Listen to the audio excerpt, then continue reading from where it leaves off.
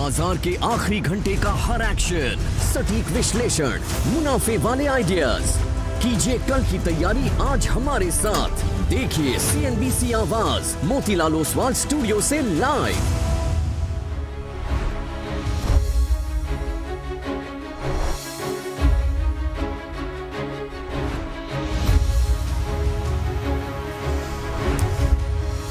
नमस्कार, CNBC आवाज़ Motilal Oswal studio में आप सभी का स्वागत है। भारतीय मार्केट के लिए एक शानदार दिन, जी हाँ शानदार दिन कहना होगा इसको। क्यों? क्योंकि गैप डाउन हुआ। पहले घंटे में मार्केट ने कल का लो तोड़ा, लेकिन उसके बाद जिस तरीके से मार्केट ने रिवर्सल दिया, और सबसे अच्छी बात अगर आपने थोड़ी हिम्मत रखी, वो स्टॉप लॉसेस रखे होते और उस बाय जोन का रिस्पेक्ट किया मार्केट ने और वहाँ से घूमा। सिर्फ एक निफ्टी IT है जो अभी भी रेड में है, लेकिन इवन मिड कैप और स्मॉल कैप में भी शानदार रिकवरी देखने को मिली। और कुल मिलाकर एक तीसरा सक्सेसिव डे जिसमें मार्केट इंट्राडे में पॉजिटिव साइड के आपको मूव दिखा रहा है, ये अपने आप में एक पॉजिटिव चीज़। क्यों आई ये तेज़ी, अब क्या करना है, इन सब पर बातचीत होगी श्रेया और वीरू के साथ। गुड आफ्टरनून आप दोनों को। और शो की शुरुआत करेंगे हेडलाइंस के साथ। इकोनॉमिक सर्वे में इकोनॉमी की अच्छी पिक्चर पेश। FY 27 में ग्रोथ रेट 6.8 to 7.2% रहने का अनुमान। FDI बढ़ाने के लिए प्रोएक्टिव रिफॉर्म की जरूरत पर दिया जोर। कहा देश को चाहिए फॉरेन इन्वेस्टमेंट। US के साथ इस साल ट्रेड डील होने की भी जताई गई उम्मीद। इकोनॉमिक सर्वे में FIS टैक्सेशन पर कुछ राहत की उम्मीद से बाजार में शानदार रिकवरी। निफ्टी स्रोत से निफ्टी 250 अंक सुधर कर 25,400 के पार निकला। बैंक निफ्टी भी 350 पॉइंट से उछला। मिड कैप और स्मॉल कैप में भारी रिकवरी। सोने चांदी की बुलेट रफ्तार जारी। MCX पर चांदी 4 लाख तो सोना 1,80,000 के पार निकला। साथ ही गोल्ड सिल्वर से जुड़े शेयर और ETFs में भी जोरदार उछाल। उधर MCX और मुथूट फाइनेंस लाइफ हाई पर पहुंचे। आज के बिग स्टॉक्स और ChatGPT पड़े सटीक नतीजों के बाद निफ्टी करीब 4% चढ़कर निफ्टी का टॉप गेनर बना। वहीं मिडिल में तेजी से फिर चमका वेदांता। साथ ही कल का बिग स्टॉक ऑल इंडिया 2 दिनों में करीब 13% चला, लेकिन कमजोर रिजल्ट से NSDL SBI कार्ड फिसले। उधर ChatGPT Jindal steel all India में अभी भी चमक कायम। मेटल शेयरों में तेजी का मोमेंटम कायम। 2% की तेजी के साथ नए शिखर पर पहुंचा इंडेक्स। 2 से 4% चढ़े नैल्को, NMDC और हिंडाल्को। 2 दिन में 40% से ज़्यादा उछला हिंदुस्तान कॉपर। FMCG और ऑटो स्टॉक्स में गिरावट। पेरेंट कंपनी ABB PLC के भारतीय ऑर्डर बुक में करीब 50% के उछाल से दौड़ा ABB इंडिया। शेयर में लगा 10% का अपर सर्किट। सुबह ChatGPT में भी हुआ था सटीक एनालिसिस। और कल आएंगे निफ्टी में शामिल बजाज ऑटो, नेस्ले, NTPC और पावर ग्रिड के नतीजे। CNBC आवाज़ पोल के मुताबिक 20% बढ़ सकता है बजाज का मुनाफा। वायदा में बैंक ऑफ बड़ौदा समेत 9 कंपनियों के नंबर्स का रहेगा इंतजार।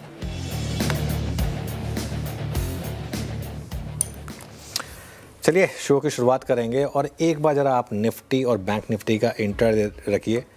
सुबह वीरू और मैं बात कर रहे थे। वीरू, याद होगा आपको हमने कहा था कि थोड़ा और टाइम देंगे इसको। 25 से 150 अब तक ब्रेक नहीं हुआ है, तो इसके लिए अभी पैनिक नहीं करेंगे।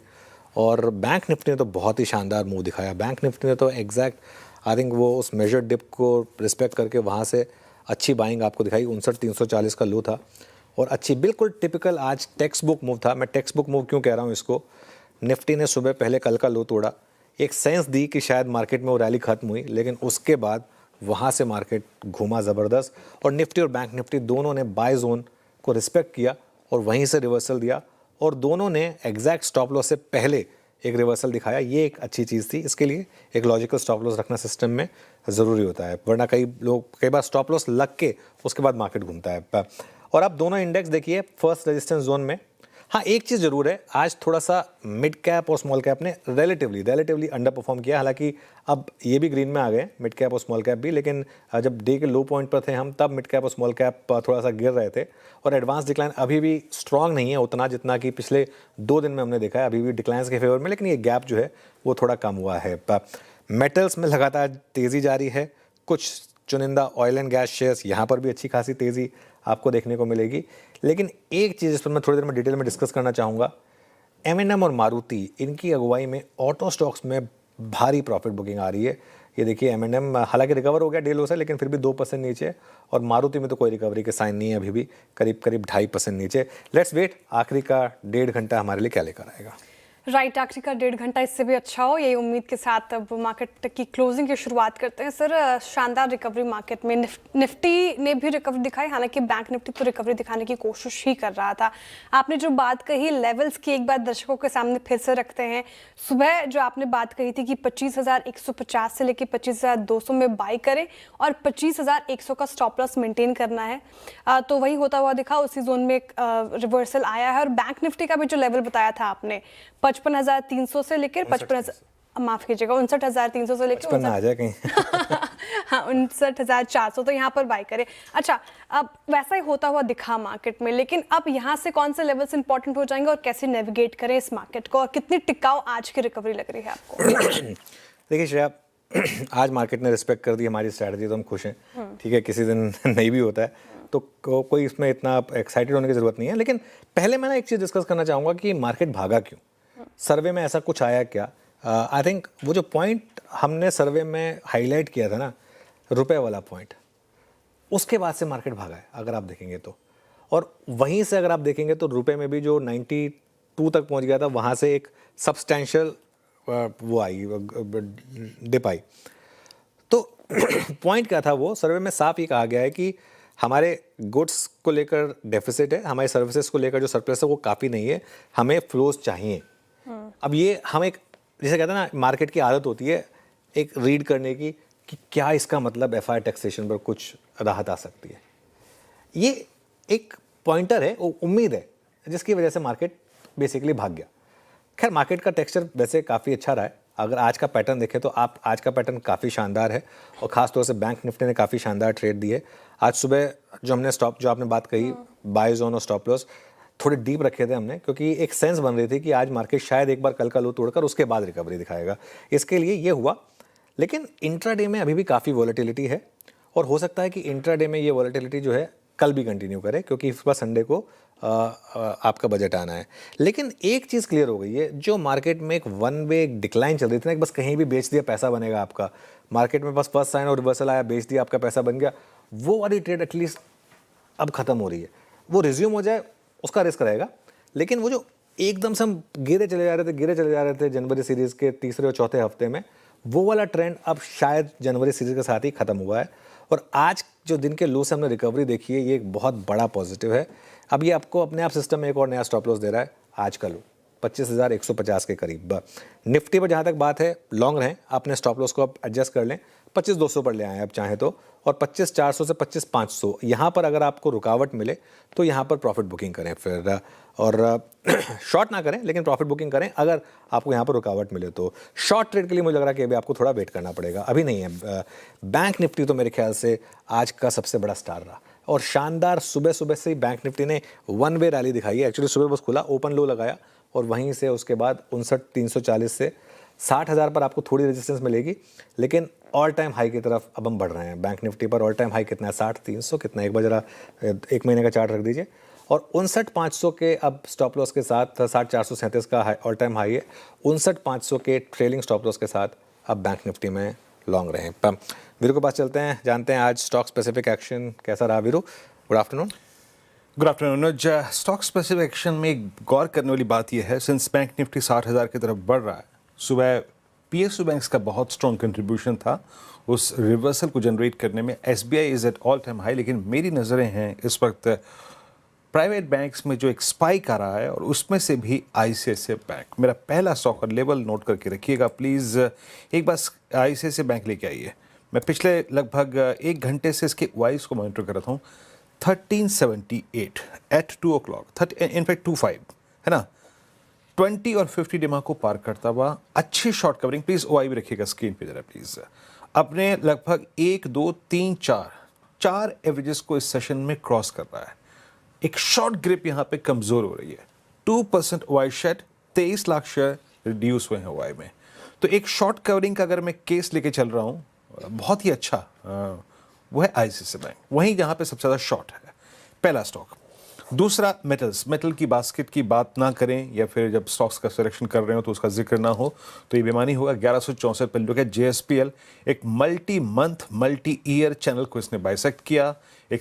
एक राउंडिंग बॉटम था जिसका ब्रेकआउट कल ही कंफर्म हो गया था 1160, I mean heavily loaded Anuj, strong put Riders कल भी विजिबल थे, मैंने आज सुबह इसको शामिल भी किया था अपने स्टॉक सिलेक्शंस में, और 1.5 लाख शेयर ओपन इंटरेस्ट में जुड़े, दूसरा ये, और तीसरा स्टॉक रखना चाहूँगा that's Coal India, coming out of a zone जो कि लगभग 1 साल, सवा साल का था, मेरे ख्याल से नवंबर 24 से लेकर अब तक जनवरी तक ये रहा इस ट्रजेक्ट्री में, और फाइनली वहाँ से इजेक्ट करता हुआ, हालांकि डेरिवेटिव्स में सुबह शॉर्ट कवरिंग थी, अभी लॉन्ग्स जुड़े नहीं हैं, लेकिन कहने का मतलब ये है कि इसने वो जो अक्टूबर 24 का एक ब्रेकडाउन पॉइंट था, इसी प्राइस पे 455 पे 460 पे उसने उस वक्त 200 डे मार्क को वायलेट किया था। आज उसको एक मेजर सप्लाई जोन को नेविगेट करता हुआ, पार करता हुआ, क्रॉस करता हुआ, इन 3 चार्ट का setup that's ICICI Bank, Coal India and JSPL बहुत स्ट्रॉन्ग लगता हुआ। अनुज, बैंक निफ्टी की बात बहुत कुछ हो गई और निफ्टी की बात हुई, ये निफ्टी आईटी को कैसे ट्रीट करें आज? बट समहाउ आप ये कहेंगे कि अनुज पिछले 20 दिनों में ज़्यादा स्टेबल इंडेक्स ये था, आज सुबह का ये डिप का कारण क्या? वही था क्या, रेट्स और रिकवरी यहाँ पर भी आई, आईटी को कैसे ट्रीट करें इस वक्त? देखिए, आईटी में इस समय वीरो मोमेंटम नहीं है, लेकिन तो इसके लिए मुझे लग रहा है कि थोड़ा इस समय आईटी ना अवॉइड है, ना शॉर्ट भी नहीं कर सकते आप इसको, क्योंकि बीच बीच में रैलीज भी ठीक ठाक आ रही हैं, लेकिन बड़ी खरीदारी के लिए आईटी में अभी कोई ट्रिगर नहीं है। आईटी में ट्रिगर आएगा अगर आप ये अगले 10-15 दिन में होपफुली वो 25% टैरिफ अगर हट जाए, ट्रेड डील की उम्मीद जागे, तो सबसे ज़्यादा फिर आईटी भागेगा, लेकिन उसको हो जाने दे। उस दिन आप गैप अप में भी लेंगे तो पैसा बनेगा। बाकी आईटी में मुझे लग रहा है कि सेलेक्टिव रहें, सेलेक्टिवली कुछ स्टॉक्स हैं जहाँ पर ठीक ठाक मोमेंटम है, उन पर आप चाहें तो फोकस कर सकते हैं, लेकिन इस मार्केट में ना इस समय बाकी मेटल्स हैं, जैसे फॉर एग्जांपल वहाँ इतना अच्छा मोमेंटम मिल रहा है, तो क्यों किसी और सेक्टर को चेज़ करना है? मेरे ख्याल से अभी भी देखिए मेटल्स, देखिए आज भी 2.9% ऊपर। अब लोग कहेंगे हम रोज़ मेटल्स की बात करते हैं, रोज़ मेटल्स कर रहे हैं। अब फैक्ट है ये मेटल्स चल रहा है तो मेटल्स की बात करेंगे, तो ठीक है, जो पैसा जहाँ पर बन रहा है वहाँ पर अल्टीमेटली तो पैसा बनाने से मतलब है ना, ये तो जरूरी थोड़ा है कि पता करना ही है कि ये मूव क्यों आ रहा है, क्यों आ रहा है हमें नहीं पता, लेकिन हमें ये पता है कि स्क्रीन बता रही है कि मूव आ रहा है। और अगर आप उसमें, मैं आपको एक एग्जांपल देता हूँ नैल्को का। नैल्को को हमने परसों लिया था चैट जीपीटी में, और नैल्को को परसों एक इनफैक्ट ये भी बात की थी कि शायद स्टॉक ऑफ द डे हो सकता है। उस दिन 3% ऊपर था, कल देखिए, आज देखिए, ये 4-5 दिन का मूव देखिए, एफएनओ का स्टॉक 19% के मूव दिखा गया आपको। अब पैसा बनाइए ना at the end of the day stock market में, बाकी बाल की खाल थोड़ी ना उधेड़नी है हमें, तो जहाँ पैसा बन रहा है इस समय वहाँ पर रहना है। चलिए स्ट्रैप कार्यक्रम को आगे बढ़ाते हैं। जी बिल्कुल, ये तो बात हो गई मेटल्स की और कहाँ रुझान है मार्केट का, लेकिन सर आपने कहा कि बाजार में जिस तरीके से मूव्स आए उसके पीछे का कारण, एक बड़ा कारण इकोनॉमिक सर्वे भी है आज का। ऐसी क्या इंटरेस्टिंग बात है और थोड़ा डिटेल में समझाएंगे, हाईलाइट्स क्या रही जो स्टॉक मार्केट के इन्वेस्टर को, ट्रेडर को समझना चाहिए? देखिए 2-3 इंटरेस्टिंग चीज़ें आई हैं सर्वे में। सबसे पहले एफआईआई से ज़्यादा अब डीआईआई की हिस्सेदारी है। ये हालांकि 2-3 महीने पहले हो गया था, लेकिन तो सर्वे पूरे साल का आता है तो ऑब्वियसली, और भारतीय बाजार में एफआईआई की हिस्सेदारी अब 16.7% पर है, डीआईआई की हिस्सेदारी 18.3% पर है, और एफआईआई की खरीदारी जो है, जो एफआईआई की जो हिस्सेदारी है वो 13 साल के लो पर है, 13 साल के लो पर है। और ये एक इंटरेस्टिंग चीज़ है। और रिटेल निवेशकों का भी भरोसा बढ़ा है बाजार में। डायरेक्ट इन्वेस्टमेंट जो है वो 20.3% बढ़ा है FY 19 से 25 के बीच में। इनडायरेक्ट इन्वेस्टमेंट 27.3% बढ़ा है, और डिपॉजिट से ज़्यादा अब आप इक्विटी पर भरोसा कर रहे हैं। तो FY 12 में डिपॉजिट्स होते थे श्रेया 57.9%, और शेयर और म्यूचुअल फंड होते थे वो 1.8%। वो वाली प्लेट रखिएगा, इसके अगले वाली। FY 25 में वो मामला आकर हो गया है 35%। लास्ट की प्लेट कुल सेविंग के मुकाबले deposit versus investment in mutual fund and shares, अब वो मामला आ गया 15.2% पर। FY 12 वर्सेस FY 25 के बीच का एक फ़र्क है, वो वाला ग्राफिक प्लीज़ चला दीजिए, और किसी की ज़रूरत नहीं है। हाँ, तो ये 1.8 से 15.2 पर आ गए हैं अब हम। जो डिपॉजिट्स थे वो 57.9 से 35.2% पर आए हैं। तो ये खैर सर्वे की कुछ इंटरेस्टिंग चीज़ें हैं। मैं 1-2 टॉपिक्स पर और बात करना चाह रहा था। एक तो आप लेकर आइए जरा, अब इनको हटा दीजिए, M&M और मारुति का इंटरडे चार्ट। आई थिंक यहाँ पर अब थोड़ी सी गिरावट जो है वो थोड़ा सा मुझे लग रहा है कि अब थोड़ी डीप हो रही है, खासतौर से मारुति। आई थिंक कहीं ना कहीं मार्केट को इस सेक्टर पर अब कमोडिटी प्राइस, जिस तरीके से मेटल्स भागे हैं ना, ये अब देखिए ये हमारी मार्केट के लिए एक हेडविंड बनेगी आगे जाते हुए, क्योंकि एक हमारा बहुत बड़ा सेक्टर है जो हमको सपोर्ट कर रहा था अब तक, ऑटोज़। अब वहाँ अगर इस तरीके से मेटल्स के उस पर मूव आएंगे तो वो कहीं ना कहीं ऑटोज़ के लिए थोड़ा सा नेगेटिव हो सकता है। तो इसके लिए चलिए एक काम करते हैं, अब एक बार रफ्तार के घोड़े फिसड्डी स्टॉक्स और डिस्कस कर लेते हैं श्रेया, फिर आगे बढ़ेंगे। सबसे पहले आप फिसड्डी स्टॉक्स की बात करना चाहूँगा आज। सबसे पहले SBI लाइफ।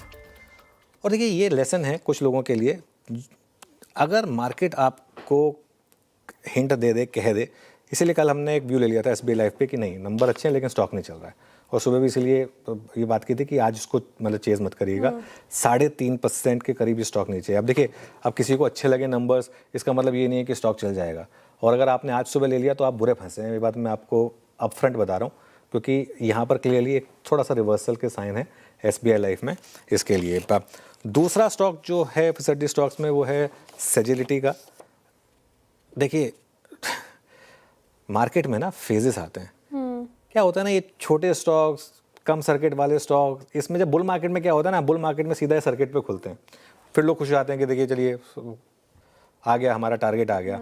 अब देखिए, और इन सारे स्टॉक्स में आप एक चीज़ नोटिस करेंगे श्रेया, ओपन हाई सब में ये सारे स्टॉक्स ओपनिंग के साथ ही हाई हिट करते हैं। क्यों होता है ये? इसका जवाब बहुत सिंपल है।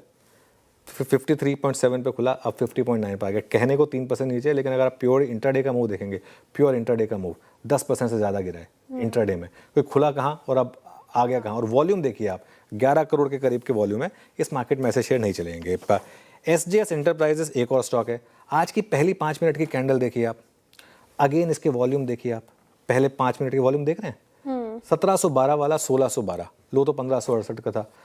1712 वाले को अब अगले 6 महीने तक जब करना होगा, क्योंकि उसका रेट नहीं आने वाला है, ये मैं आपको अभी बता देता हूँ, नहीं आने वाला है। और ये ज़बरदस्त बिक वाली है यहाँ पर। और एक स्टॉक है SBI कार्ड। SBI कार्ड भी आज सुबह हमने रेड में लिया था, क्योंकि देखिए नंबर कमज़ोर थे SBI कार्ड के, और सुबह खुलते ही इसने पीक बनाया, ओपन हाई, और अगर आपने वहाँ शॉर्ट किया तो 785 वाला 760 तक आया। ठीक है, तो इस वजह से ये एक और स्टॉक है जो आज हमारे फिसड्डी स्टॉक्स में रहा। अब आते हैं रफ्तार के घोड़े स्टॉक्स में। इसमें सबसे पहले ABB। वैसे खैर यहाँ हम थोड़ी लकी रहे, क्योंकि चार्ट GPT में आया था ये, लेकिन क्या होता है चार्ट्स में पावर होती है कुछ ना कुछ सूंघने की at the end of the day, इसीलिए तो चार्ट पहले कुछ बता देते हैं। अब चार्ट को थोड़ा पता था कि मैनेजमेंट की पॉजिटिव कमेंट्री आएगी, लेकिन कहीं ना कहीं शायद हिंट किसी को था, जो मर्जी था। देखिए अब आज 10% ऊपर भागा है, लेकिन पॉइंट ये है कि अगर आपने लेवल्स को रिस्पेक्ट करा तो मार्केट ने पैसा बना कर दिया। नैल्को में लगातार तेज़ी रही है। आज भी देखें अगर आप तो शानदार मोमेंटम है नैल्को में। 3 दिन में 15% ज़्यादा का मूव है। 3 दिन पहले आया था ये चार्ट GPT में, 3 दिन में 15% ज़्यादा का मूव है। तो खैर ऐसे स्टॉक्स बहुत हैं जो आपको इस तरीके के मूव्स दिखा रहे हैं। चलिए आगे बढ़ते हैं श्रेया। राइट, तो ये रफ्तार के घोड़े और फिसड्डी स्टॉक्स की हमने चर्चा कर ली। ट्रेंडिंग स्टॉक्स की भी बात कर लेते हैं। वही सारे स्टॉक्स आपको देखेंगे ट्रेंड करते हुए। आज सबसे ज़्यादा खरीदारी इन्हीं सारे स्टॉक्स में। ABB जैसे एग्जाम्पल, मैनेजमेंट की पॉजिटिव कमेंट्री ने उसको कहीं ना कहीं बूस्ट किया। 9% से ज़्यादा की तेज़ी अब आपको ABB में देखने को मिलेगी।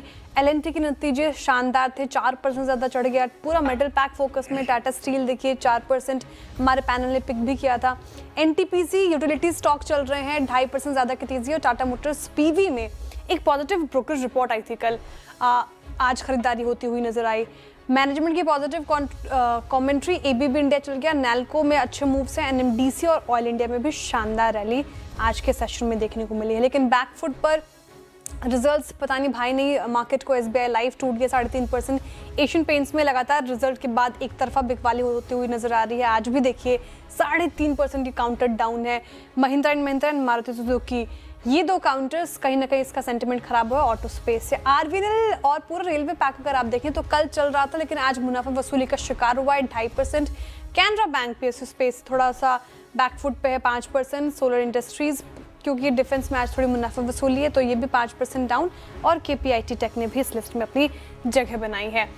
ये ट्रेंडिंग स्टॉक्स की बात हो गई, लेकिन अब आपको बताते हैं कि इस कार्यक्रम में होगा क्या। शो फ्लो समझ लेते हैं। तो हमारे साथ फंडामेंटल राय देने के लिए होंगे JM फाइनेंशियल के आशीष चतुर्मोता। टेक्निकल कॉल्स लेंगे हम प्रकाश गब्बा, मानस जायसवाल, अरुण कुमार मंत्री, सोमल मेहता, रुचित जैन और अमित सेठ जी से। 2:15 पर इतने मुताबिक आपको बताएंगे कि एबीबी और एलएनटी क्यों भागे। 2:20 पर लक्ष्मण रॉय से इकोनॉमिक सर्वे की बड़ी बातें समझेंगे। 2:30 बजे विवेक अय्यर एमएससीआई इंडेक्स की बदलाव पर डिटेल लेकर आएंगे। 2:45 पर नेस्ले इंडिया के नतीजों का अनुमान बताएंगे मंगलम मालू और साथ ही बजाज ऑटो का प्रीव्यू करेंगे दीपाली राणा और एनटीपीसी बैंक ऑफ बड़ौदा का अनुमान बताएंगे कंचन नौटियाल। 2:50 पर मार्केट बिग वॉइस में हमारे साथ जोड़ेंगे पाइपर सेटिका के फाउंडर एंड फंड मैनेजर अभय अग्रवाल जी। 3:05 पर डीलिंग रूम चेक। 3:10 पर जिससे कल के लिए स्ट्रैटेजी और 3:15 पर लेंगे बीटीएसटी एसटीबीटी कॉल्स। चलिए, पैनल तैयार है हमारा और एक के बाद एक ट्रेड की शुरुआत करेंगे। मार्केट में वैसे आज रिकवरी अच्छी है, बस ये है कि अब हम आके थोड़ा सा उस रेजिस्टेंस जोन में फंस रहे हैं। निफ्टी पर करीब 25,400 से 500 पर है वो, और बैंक निफ्टी पर 60,000 पर है, तो ठीक है, लेकिन मोमेंटम अच्छा है अभी भी मार्केट में। गुड आफ्टरनून गाबा सर, कहाँ बनेगा पैसा? Long side. Good afternoon to you. Simple clear cut long term. मुझे लगता है शॉर्ट कवरिंग आनी है तो आज कल में आनी है, अगर बजट के पहले आनी है तो। अब मेरा ध्यान है axis bank. Axis bank trade कर रहा है 1355 पर, स्टॉप थोड़ा डीप है, 1340 का करीब 15 रुपए का स्टॉप है। 2 टारगेट्स है इसमें एक्सिस बैंक में सेटअप के हिसाब से। फर्स्ट टारगेट है 1380, वहां तक जाना चाहिए। 1400 भी पॉसिबल है क्योंकि यहाँ पर रेसिस्टेंस नजर नहीं आता, तो एक्सिस पर ध्यान है लॉन्ग साइड। एक्सिस बैंक 1356 पे, याद रखिएगा ये इस टाइम अपने ऑल टाइम हाई पे ट्रेड कर रहा है। मानस, गुड आफ्टरनून, आपका ट्रेड इस वक्त का? गुड आफ्टरनून वीरेंद्र जी। तो देखिए, एयू बैंक पे खरीदारी करनी है। 50 डे मूविंग एवरेज पे सपोर्ट लिया था, 10-20 डे मूविंग एवरेज के ऊपर निकला है, तो एयू बैंक में करंट लेवल्स पे खरीदारी करेंगे। 970 रुपए का आपको स्टॉप लॉस लगाना है। 1030 तक के टारगेट, 1030 तक के टारगेट देखने को मिल सकते हैं। चाहे तो 1000 वाला कॉल ऑप्शन जो 28 रुपए पे ट्रेड हो रहा है, उसमें आप 21 रुपए का स्टॉप लॉस लगा लें और 45 रुपए के टारगेट सेट कर लें। एयू स्मॉल फाइनेंस बैंक ये माइनस जी को पसंद आ रहे खरीदारी की राय। अरुण कुमार मंत्री जी, गुड आफ्टरनून, आपने क्या पिक किया? श्रेया जी, गुड आफ्टरनून। श्रेया जी, अगेन मेरा भी पिक बैंकिंग स्टॉक से ही रहेगा। 2 ऑलरेडी स्टॉक्स बैंकिंग से ही निकले। तो इंडियन बैंक में एक ब्रेकआउट है, वो ब्रेकआउट आज भी वापस एक सस्टेनेंस दिखा रहा है, तो 905 906 के आसपास चल रहा है, इसी लेवल के आसपास बाय करें। 895 का स्टॉप लॉस लगाए और 924 तक के टारगेट आ सकते हैं। एक क्लियर ब्रेकआउट है, मुझे लग रहा है मोमेंटम कैरी रहना चाहिए और 924 के टारगेट। ओके, अमित सेठ के पास चला जाए। Amit ji, good afternoon. अमित जी बताइए आपकी ट्रेड आज की। जी good afternoon Anuj ji, good afternoon Virendra ji, Shreya ji and everybody on the panel. Anuj ji, मैं एनएमडीसी के साथ जाऊंगा। मॉर्निंग में भी एक काउंटर दिया था, एनएमडीसी में एक अच्छा खासा स्ट्रेंथ है और आज के हम वॉल्यूम्स देखें तो ऑलरेडी पिछले 3-4 दिन के वॉल्यूम्स को सरपास कर चुका है। स्टॉक एक अच्छे जोन से 10 और 20 डेमा से बाहर आ रहा है, तो यहाँ पे टेक्निकली देख के लगता है कि 90 तक के टारगेट्स पॉसिबल हैं। स्टॉप लॉस हम रखेंगे 83 रुपीज का। ओके, एनएमडीसी 8460 पे आपका बाय कॉल है। सोमिल, गुड आफ्टरनून, आपका ट्रेड इस वक्त का? Good afternoon to everyone. मेरा ट्रेड होगा बीपीसीएल पर। बीपीसीएल में एक छोटा सा कंसोलिडेशन ऊपर की तरफ टूटा है। 20 और 40 डेली मूविंग एवरेज के अभी कट हुआ है ये स्टॉक। यहाँ पर मुझे लगता है कि एक अच्छा मीडियम टर्म की रैली शुरू हो रही है। So the stop loss would be 357 और टारगेट होगा 385। ओके, बीपीसीएल पसंद आ रहा है सोमिल जी को। यहाँ पे खरीदारी की राय। टेक्निकल कॉल्स पूरे हो गए हैं, एक एक करके रखते हैं स्क्रीन पर ताकि आप टारगेट और स्टॉप लॉस लिख पाएं। गावस्कर ने एक्सिस बैंक चुना है, यहाँ पे खरीदारी की राय। बैंकिंग स्पेस से ज़्यादा काउंटर्स आए हैं। यहाँ पर 1400 के टारगेट देख रहे हैं गावस्कर और 1340 का स्टॉप लॉस लगा के को रखने को कहा है उन्होंने। मानस जी कह रहे हैं कि बैंकिंग स्पेस से एयू स्मॉल फाइनेंस बैंक उनको ज़्यादा भारा है, तो एयू बैंक को खरीदारी की राय रखी है और 1030 के टारगेट, 970 का स्टॉप लॉस लगाना है। अरुण जी कह रहे हैं कि इंडियन बैंक के साथ जाना चाहेंगे वो बैंकिंग स्पेस में दमखम, और यहाँ पर जो टारगेट आए हैं उनकी तरफ से वो है 924 का और 895 का आपको स्टॉप लॉस लगाना है। अमित जी कह रहे हैं एनएमडीसी में सुबह भी अच्छे मूव थे और अभी भी ये कायम है, तो इसी के साथ जाना चाहेंगे। 90 के टारगेट देख रहे हैं वो, 83 का स्टॉप लॉस लगाइए। और सोमिल जी ने बीपीसीएल चुना है ऑयल एंड गैस स्पेस से, और यहाँ पर दमखम 385 की टारगेट, 356 का स्टॉप लॉस मेंटेन करना है। लेकिन ऐसे मार्केट में इन्वेस्टमेंट आइडिया क्या हो, अगर आप लंबी अवधि के लिए मार्केट में निवेश करना चाहते हैं तो कौन सा स्टॉक चुने, इसमें मदद करेंगे आशीष चतुर्मोता जी। आशीष जी, गुड आफ्टरनून और स्वागत है आपका कार्यक्रम में। बताइए सर, इन्वेस्टमेंट आइडिया आपका। जी। तो देखिए मेरे हिसाब से इस समय पे हम जो एक थीम पे काफी पॉजिटिव हो रहे हैं वो है पूरा सीपीएससी पब्लिक सेक्टर अंडरटेकिंग्स पे, और वहां मुझे लगता है सीपीएससी के ईटीएफ के अंदर में एक अच्छी अपसाइड की पोटेंशियल बन रही है। टेक्निकली भी आप देखेंगे तो करीब 1.5 साल के कंसोलिडेशन के बाद एक ब्रेकआउट हमें देखने को नजर आया, जो क्लियरली इंडिकेट कर रहा है कि ये अपसाइड 110 से 115 तक की जगह सीपीएससी ईटीएफ में बनती हुई नजर आ सकती है। और अगर से मैं इसके कॉन्स्टिट्यूएंट्स की बात करूं तो देखिए कोल के अंदर में एक अच्छी तेजी हमें देखने को मिल रही है। ओएनजीसी में क्रूड की जो राइजिंग अपसाइड हो रही है उसका बेनिफिट हमें देखने को नजर आ रहा है। बीपीसीएल में अभी हम बात कर रहे थे तो बीपीसीएल के अंदर में एक अच्छी खासी 4.5-5% की डिविडेंड यील्ड है, उसका बेनिफिट भी सीपीएससी ईटीएफ को देखने को नजर आता है। और साथ ही साथ डिफेंस के अंदर में एक अच्छा खासा एलोकेशन गवर्नमेंट कर सकती है, और जिसके अंदर में बीईएल एचएल जैसे स्टॉक आते हैं, और अगेन सीपीएससी ईटीएफ के ये दोनों स्टॉक पार्ट है, तो इसका भी बेनिफिट इस पब्लिक सेक्टर अंडरटेकिंग ईटीएफ को नजर आता है। तो हमें लगता है कि इंडिविजुअली एक एक स्टॉक को चूज करके और अलग अलग साइकिल को प्ले करने के बजाय इस ईटीएफ के थ्रू इस पूरी रैली को राइड किया जा सकता है। सीपीएससी ईटीएफ मेरी टॉप चॉइस होगी इस पूरी यूटिलिटीज को इस स्पेस को राइड करने के लिए। डाउन साइड में मेरा मानना है 95 पे एक बहुत बढ़िया सपोर्ट है, तो ये सपोर्ट लेवल होल्ड अगर से करता है तो यहां से 15% की अपसाइड मैं समझता हूं सीपीएससी ईटीएफ के अंदर में देखने को नजर आ सकती है। ओके, चलिए एक बार हिंदुस्तान कॉपर वापस देखते हैं। आज इसमें सर्किट लग गया।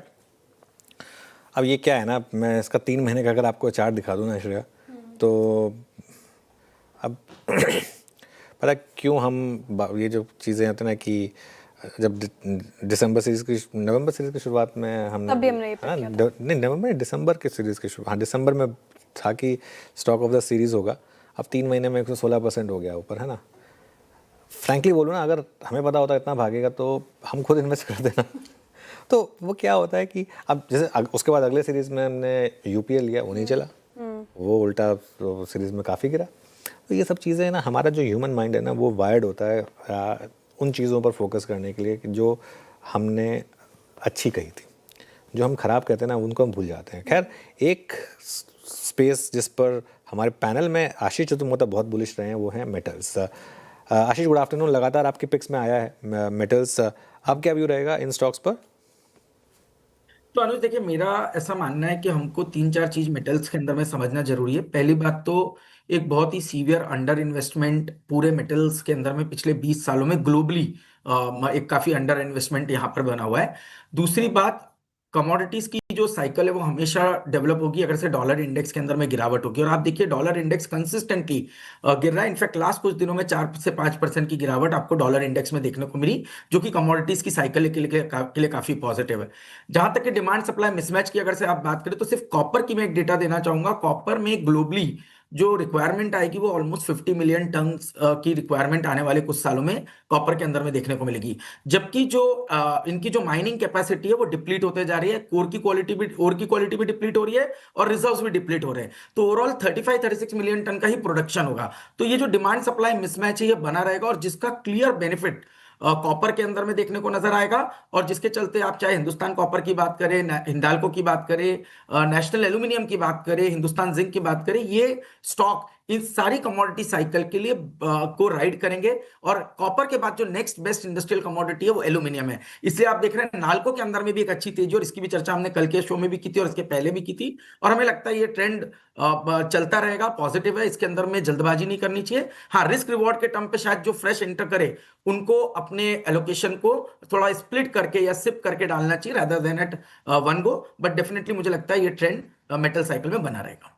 मेटल में ट्रेंड बना रहेगा, एसआईपी के जरिए आप इसमें निवेश कर सकते हैं, अच्छी अप्रोच होगी। क्योंकि हम मेटल सेक्टर ही डिस्कस करें, एक बार टाटा स्टील का भी चार्ट लेकर आइए स्क्रीन पर।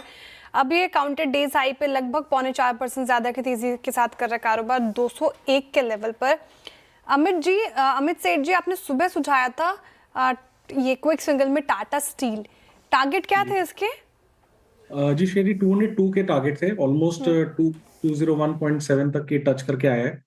काफी स्ट्रॉन्ग काउंटर है, अगर इंट्राडे किसी के पास है तो बुक करना चाहिए, लेकिन अगर कोई पोजिशनली होल्ड कर रहा है थोड़ा सा एक्सटेंडेड जरूर है, बट स्टॉप लॉस आप ट्रेड कर लें लगभग 198 के आसपास। ओके, चलिए अब एक काम करते हैं, आगे बढ़ते हैं और बात करते हैं आज पेश हुए इकोनॉमिक सर्वे में इकोनॉमी की जो अच्छी तस्वीर पेश की गई। सबसे पहले लक्ष्मण जी ने आपको सब डिटेल्स दिए थे, एक बार रिविजिट कर लेते हैं। लक्ष्मण जी, गुड आफ्टरनून। जी गुड आफ्टरनून। जैसा कि सबसे पहले सीएनबीसी आवाज के दर्शकों को हमने बताया था, जीडीपी ग्रोथ का अनुमान जिस पर सबकी नजरें रहती हैं 6.8% से लेकर 7.2% रहने का अनुमान जताया गया है अगले कारोबारी साल में। और लेकिन इसमें एक सबसे बड़ा कैच ये है कि अंतर्राष्ट्रीय हालात जिस तरीके से बने हुए हैं, इसका एक खतरा जरूर है नकारात्मक असर पड़ने का। लेकिन यहाँ पे एक सकारात्मक पक्ष ये रखा गया है कि इसी साल अमेरिका के साथ ट्रेड डील हो जाएगी, इसकी उम्मीद यहाँ पे इस इकोनॉमिक सर्वे में किया गया है। अर्थव्यवस्था की रफ्तार में दो चीजें बहुत बड़ा चैलेंज था, चुनौती थी। एक की कंजम्पशन नहीं बढ़ पा रहा है, तो इकोनॉमिक सर्वे में कहा गया कंजम्पशन काफी ज्यादा बढ़ रहा है, परचेजिंग पावर बढ़ गया है और जीडीपी के 61.5% तक पहुंच चुका है। ये एक अच्छी बात है। दूसरा कि प्राइवेट इन्वेस्टमेंट नहीं हो रहा है, तो यहाँ भी ये कहा गया कि प्राइवेट इन्वेस्टमेंट भी हो रहा है और ग्रॉस फिक्स्ड कैपिटल फॉर्मेशन 7.8% बढ़ चुका है। एफडीआई बढ़ाने को लेकर के रिफॉर्म की वकालत यहाँ पे की गई है। सेक्टर वाइज करें तो दो सेक्टर का जिक्र करना चाहूंगा। इंश्योरेंस सेक्टर के लिए जहां पे डिस्ट्रीब्यूशन कॉस्ट घटाने की सिफारिश की गई है। दूसरा पीएसयू सेक्टर जहां पे कहा गया है कि अब कंट्रोल की सीमा की परिभाषा बदली जाए और 51% से घटाकर 26% अगर सरकार की हिस्सेदारी होती है तब भी इसे सरकारी कंट्रोल माना जाए। तो इस तरह कई महत्वपूर्ण फॉरवर्ड लुकिंग सिफारिशें भी की गई हैं। लक्ष्मण जी, बहुत बहुत शुक्रिया इकोनॉमिक सर्वे की बहुत महत्वपूर्ण पहलू जो थे उनको समझाने के लिए। और याद रखिएगा, इस सर्वे से कुछ न कुछ भनक टगी भी लगती है, एक सेंस मिलता है, एक दिशा मिलती है कि लाइकली टू बी जो बजट स्पीच होगी, बजट जो होगा वो किस दिशा में जा रहा है, प्राथमिकताएं किसको दी जाएंगी। सीएनबीसी आवाज पर बजट की पूरी कवरेज रविवार सुबह सुबह 6:57 से शुरू हो जाएगी। पैनल रहेगा पूरा बड़ा और बहुत ही, अगर आप देखें, विशाल mega panel pre budget post budget analysis के लिए। आशीष, अभी जब 12 बजे भी अनुज और मैं और लक्ष्मण जी, और अभी भी जब लक्ष्मण जी से बात हुई, एक बात रुपए की आई, एक बात आई कि आपको फॉरेन कैपिटल की ज़रूरत भी है। सही मायने में अगर आप देखें, बीते 1 साल में, 1.5 साल में एफआईआईज़ ने इस बाजार से कुछ नहीं लिया, सिर्फ पैसा लिया है, रिटर्न्स के लिहाज से कुछ नहीं लिया। We are expensive market in terms of cost of trading, taxation, सब कुछ। अगर थोड़ा सा अगर आप देखें एफआईआईज़ टैक्सेशन, एलटीसीजी को ट्रिम किया जाता है तो आपको लगता है क्या क्या? मैं समीर अरोड़ा जी का एक टेक पढ़ रहा था, उन्होंने भी कहा था कि मार्केट बहुत स्ट्रांगली रिस्पॉन्ड कर सकता है उस अगर एलटीसीजी या फिर टैक्सेशन फ्रंट पे कुछ राहत मिले तो। आपका व्यू क्या है इस वक्त? क्या हम उसी तरीके से पॉइज्ड हैं क्या? बिल्कुल। तो देखिए अनुज, वीरेंद्र, देखिए 2 डेटा पॉइंट तो हमको समझना पड़ेगा कि 82-83 रुपये का जो डॉलर ट्रेड कर रहा था, आज वो 92 के आसपास आ गया है। तो आप देखेंगे कि जो एफआई के निकलने का रीजन भी रहा और शायद उसको एक फ्यूल भी दिया, उस रुपये की इस वीकनेस ने दिया। अब क्योंकि रुपये ऑलरेडी 92 पे है, एफआई 12-13% की होल्डिंग पे आ चुके हैं, जो एक समय पे 21-22% की होल्डिंग पे थे, तो हम ऑलरेडी डिकेडल लो पे हैं। और उसमें सबसे बड़ा एक क्रिटिकल एस्पेक्ट था टैक्सेशन का एस्पेक्ट। और अगर से यहाँ पर पे कोई भी रियायत आती है, चाहे वो एलटीसीजी में हो, एसटीसीजी में हो, या ट्रांजैक्शन लेवल पे, इवन एसटीटी के लेवल पे किसी भी तरह का रियायत गवर्नमेंट से आती है, तो इसको डेफिनेटली मार्केट बहुत पॉजिटिव लेगा। और इसके अंदर में मुझे लगता है एक जो बड़ा रीरेटिंग का कारण बन सकता है, वो एकमात्र कारण मुझे लगता है ये साबित हो सकता है। उसके अलावा फिर शायद बजट में कुछ चीजें थोड़ी इधर उधर भी हो जाए, तो भी इस एक अकेले एस्पेक्ट को लेकर के बहुत बढ़िया रीरेटिंग बाजार के अंदर में संभव है। तो लुकिंग फॉरवर्ड हम ये देख रहे हैं, होपफुल है कि शायद इस कॉन्टेक्स्ट में सरकार जरूर कोई कदम ले इस बजट में। राइट, बजट की सभी बड़ी बातें आप देखेंगे सिर्फ सीएनबीसी आवाज पर, तो बने रहिए। लेकिन अब वक्त हो रहा है टॉप कैश कॉल्स का। कैश कॉल्स लेंगे हम गाबा सर से, सोमल जी से और आशीष चतुर्वेदी जी से। गाबा सर, बताइए कैश के लिए क्या पिक कर रहे हैं? क्या मैंने चुना है इस वक्त वो है जीएमडीसी लिमिटेड। तो जीएमडीसी ट्रेड कर रहा है 582, 3 दिन से एक अप मूव मिला है, लेकिन यहाँ पर लगता है ये और भी अप मूव बाकी है इसमें। अब ट्रेड कर रहा है 582, स्टॉप लगाएंगे करीब 571 का, मतलब 11 रुपए का स्टॉप है। 600 तो नियर टर्म टारगेट है, तो रिस्क रिवॉर्ड रेशियो फेयर है, एब्सोल्युटली क्लियर। जीएमडीसी ये हो गई पिक गाबा सर की। आशीष, आपने क्या पिक किया? तो अनुज, देखिए मैं मेटल से ही पॉजिटिव रहूंगा, पर मुझे लगता है कि इस समय पे नेशनल एल्यूमिनियम पे हम कंटिन्यूसली अपने आप को पॉजिटिव व्यू रखेंगे, क्योंकि हमारा ये मानना है कि एल्यूमिनियम साइकिल बहुत पॉजिटिव है। और यहाँ पर पे एनएमडीसी के अंदर में डिविडेंड यील्ड भी काफी स्ट्रांग है और कैपेसिटी भी यहाँ पर पे 45% का जो ग्रॉस मार्जिन है वो कंपनी मेंटेन करने की बात कर रही है। तो मार्जिन फ्रंट पे भी एक पॉजिटिव सरप्राइज देखने को नजर आ सकता है। 490 रुपए की अपसाइड हमें लगता है मीडियम टर्म में नेशनल एल्यूमिनियम के स्टॉक में देखने को नजर आ सकती है, क्योंकि स्टॉक एक 12-13% ऑफलेट बढ़ा है। तो मैं समझता हूं कि इसको दो पार्ट में करना चाहिए, कुछ करंट लेवल्स पे पोजीशन लेनी चाहिए और कुछ डिप अगर से इसमें आ जाए 410-12 की जोन में तो एक अच्छी अपॉर्चुनिटी होगी जहां पे पोजीशंस को एवरेज किया जा सकता है। ऑन डाउन साइड 400 रुपए पे मुझे लगता है एक अच्छा सपोर्ट ये स्टॉक दिखा रहा है। तो रिस्क रिवॉर्ड के टर्म्स पे अभी भी हम काफी पॉजिटिव है नाल्को के अंदर में। नाल्को आपका ट्रेड है। मीनवाइल आशीष के बातचीत करते करते लीजिए, निफ्टी ने अभी अभी intraday high that's I think 25437 hit किया। सौमिल आपका ट्रेड क्या रहेगा?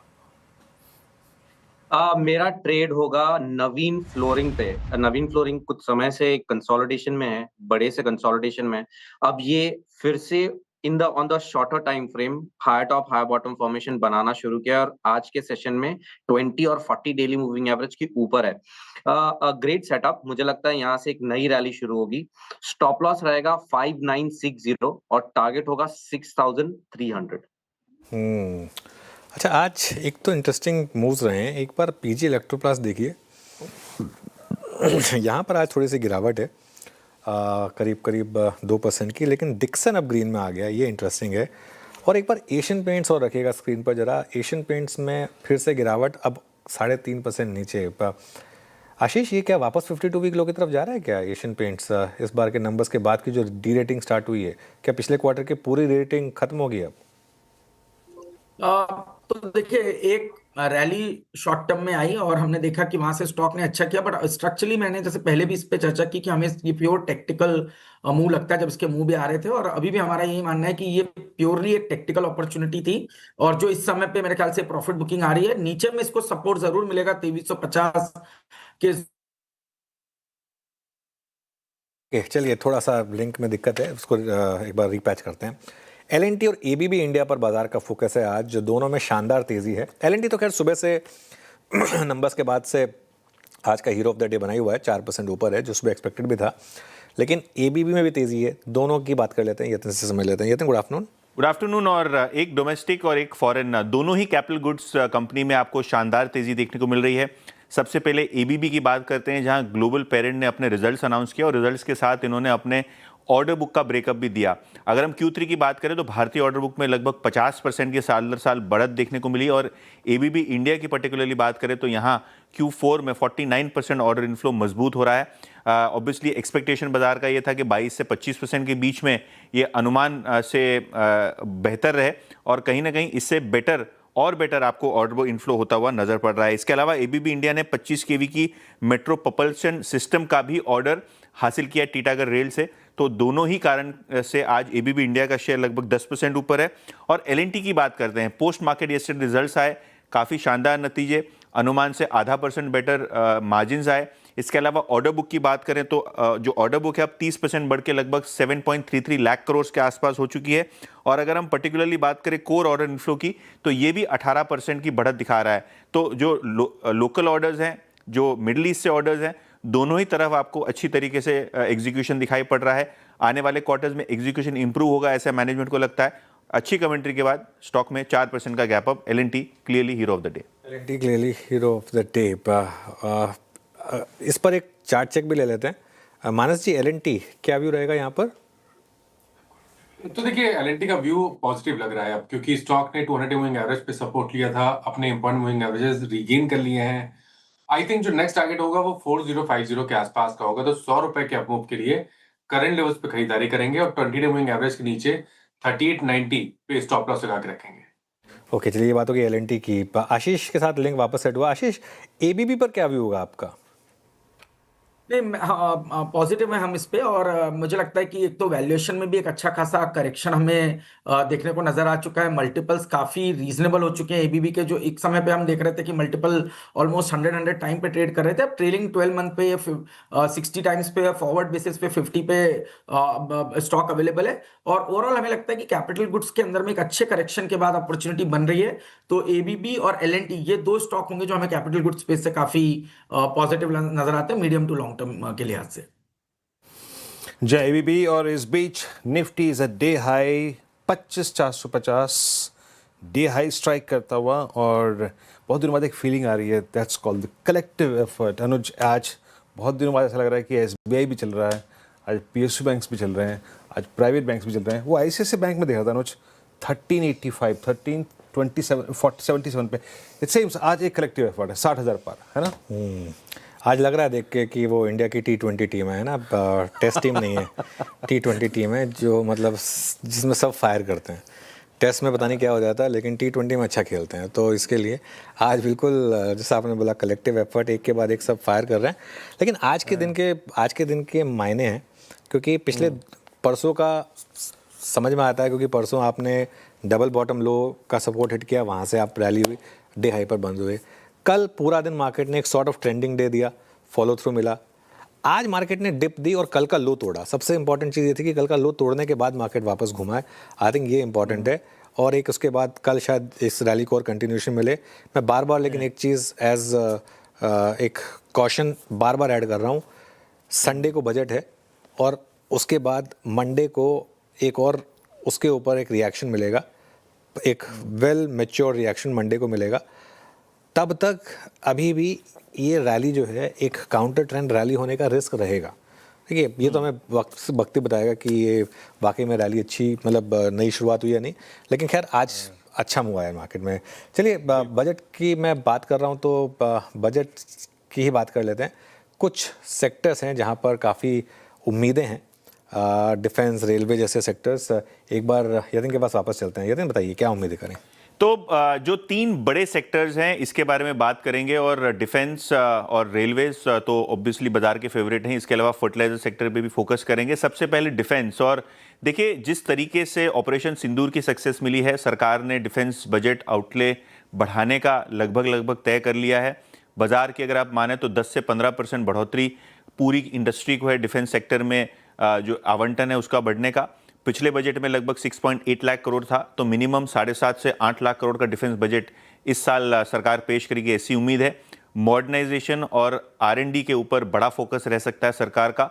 और अगर हम पर्टिकुलरली बात करें drone, anti drone system, UAVs, यहाँ सिस्टम पे नए ऑर्डर्स देने के लिए शायद बजट बढ़ाया जाएगा। इसके अलावा quick reaction, surface to air missile, Pinaka program को भी गति मिलने की उम्मीद है। तो कहीं ना कहीं डिफेंस स्टॉक्स क्लियरली फोकस में रहेंगे। और पर्टिकुलरली अगर हम बात करें BEL, HAL, भारत डायनामिक्स, ये सब स्टॉक्स पे फोकस रहेगा। इसके बाद रेलवेज पे आते हैं, और यहाँ भी अगर हम देखें तो 3 से 5% रेलवे बजट बढ़ने का उम्मीद है। और कहीं ना कहीं रेलवे सेफ्टी एक बड़ा मुद्दा बना हुआ है, जिसके ऊपर एक खास फोकस रहेगा। इसके अलावा अपग्रेडेशन, ट्रैक इंफ्रास्ट्रक्चर और नए रूट्स का भी ऐलान सरकार करती हुई नजर पड़ सकती है। लॉजिस्टिक्स कॉस्ट को कम करने के लिए 3 नए लॉजिस्टिकल कॉरिडोर सरकार नए तरीके से ऐलान कर सकती है, इसकी भी बाजार में एक्सपेक्टेशन है। और सेफ्टी और सिग्नलिंग सिस्टम के ऊपर भी नए ऑर्डर्स का आना तय है, क्योंकि वंदे भारत और अमृत भारत जैसी नए रूट्स का ऐलान हो रहा है। तो रेलवे सेफ्टी और ट्रैक अपग्रेडेशन ये क्लियरली सरकार की फोकस लिस्ट पे बनता हुआ नजर पड़ रहा है। और आखिर में फर्टिलाइजर, एग्री सेक्टर सरकार के काफ़ी क्लोज है, तो एक हल्का पुल्का एग्री और फर्टिलाइजर सब्सिडी में इजाफा करने के लिए शायद सरकार तैयार है। इसके अलावा जो प्रोग्राम्स हैं एग्री के, उसके ऊपर भी खास फोकस दिया जा सकता है। खास करके जो इरिगेशन प्रोजेक्ट्स हैं, यहाँ आवंटन बढ़ने की उम्मीद है। तो रेलवे के अलावा एग्री सेक्टर में भी एक बड़ा मॉडर्नाइजेशन और फर्टिलाइजर के ऊपर पर्टिकुलरली जो ओवरऑल सब्सिडी है, इसको बढ़ाने का प्रावधान रह सकता है बजट में।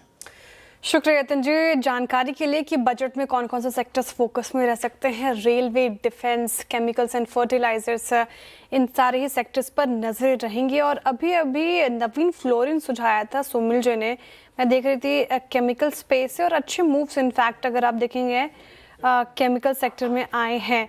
नवीन फ्लोरिन, कोरोमंडल, सारे स्टॉक्स में अच्छी तेजी है। सोमिल जी, नवीन फ्लोरिन के अलावा कोई केमिकल फर्टिलाइजर स्पेस से आपको लगता है काउंटर जहां पे दमखम दिख रहा हो, पैसे बन सके? एट द मोमेंट अगर मैं टाटा केमिकल्स की बात करूं, लोअर टॉप लो बॉटम फॉर्मेशंस है। SRF अगर हम देखें तो इसमें भी बहुत ज्यादा मुझे मीडियम टर्म में कोई रिवर्सल नहीं दिख रहा है, लेकिन in the very short term SRF में एक छोटा बाउंस आ सकता है, दैट इज 2900 तक, विच is a 200 daily moving average. तो यहाँ पर एक छोटा स्टॉप लॉस रख सकते हैं 2780, ये एक स्टॉप लॉस रख के ऊपर में एक छोटा टारगेट 2900।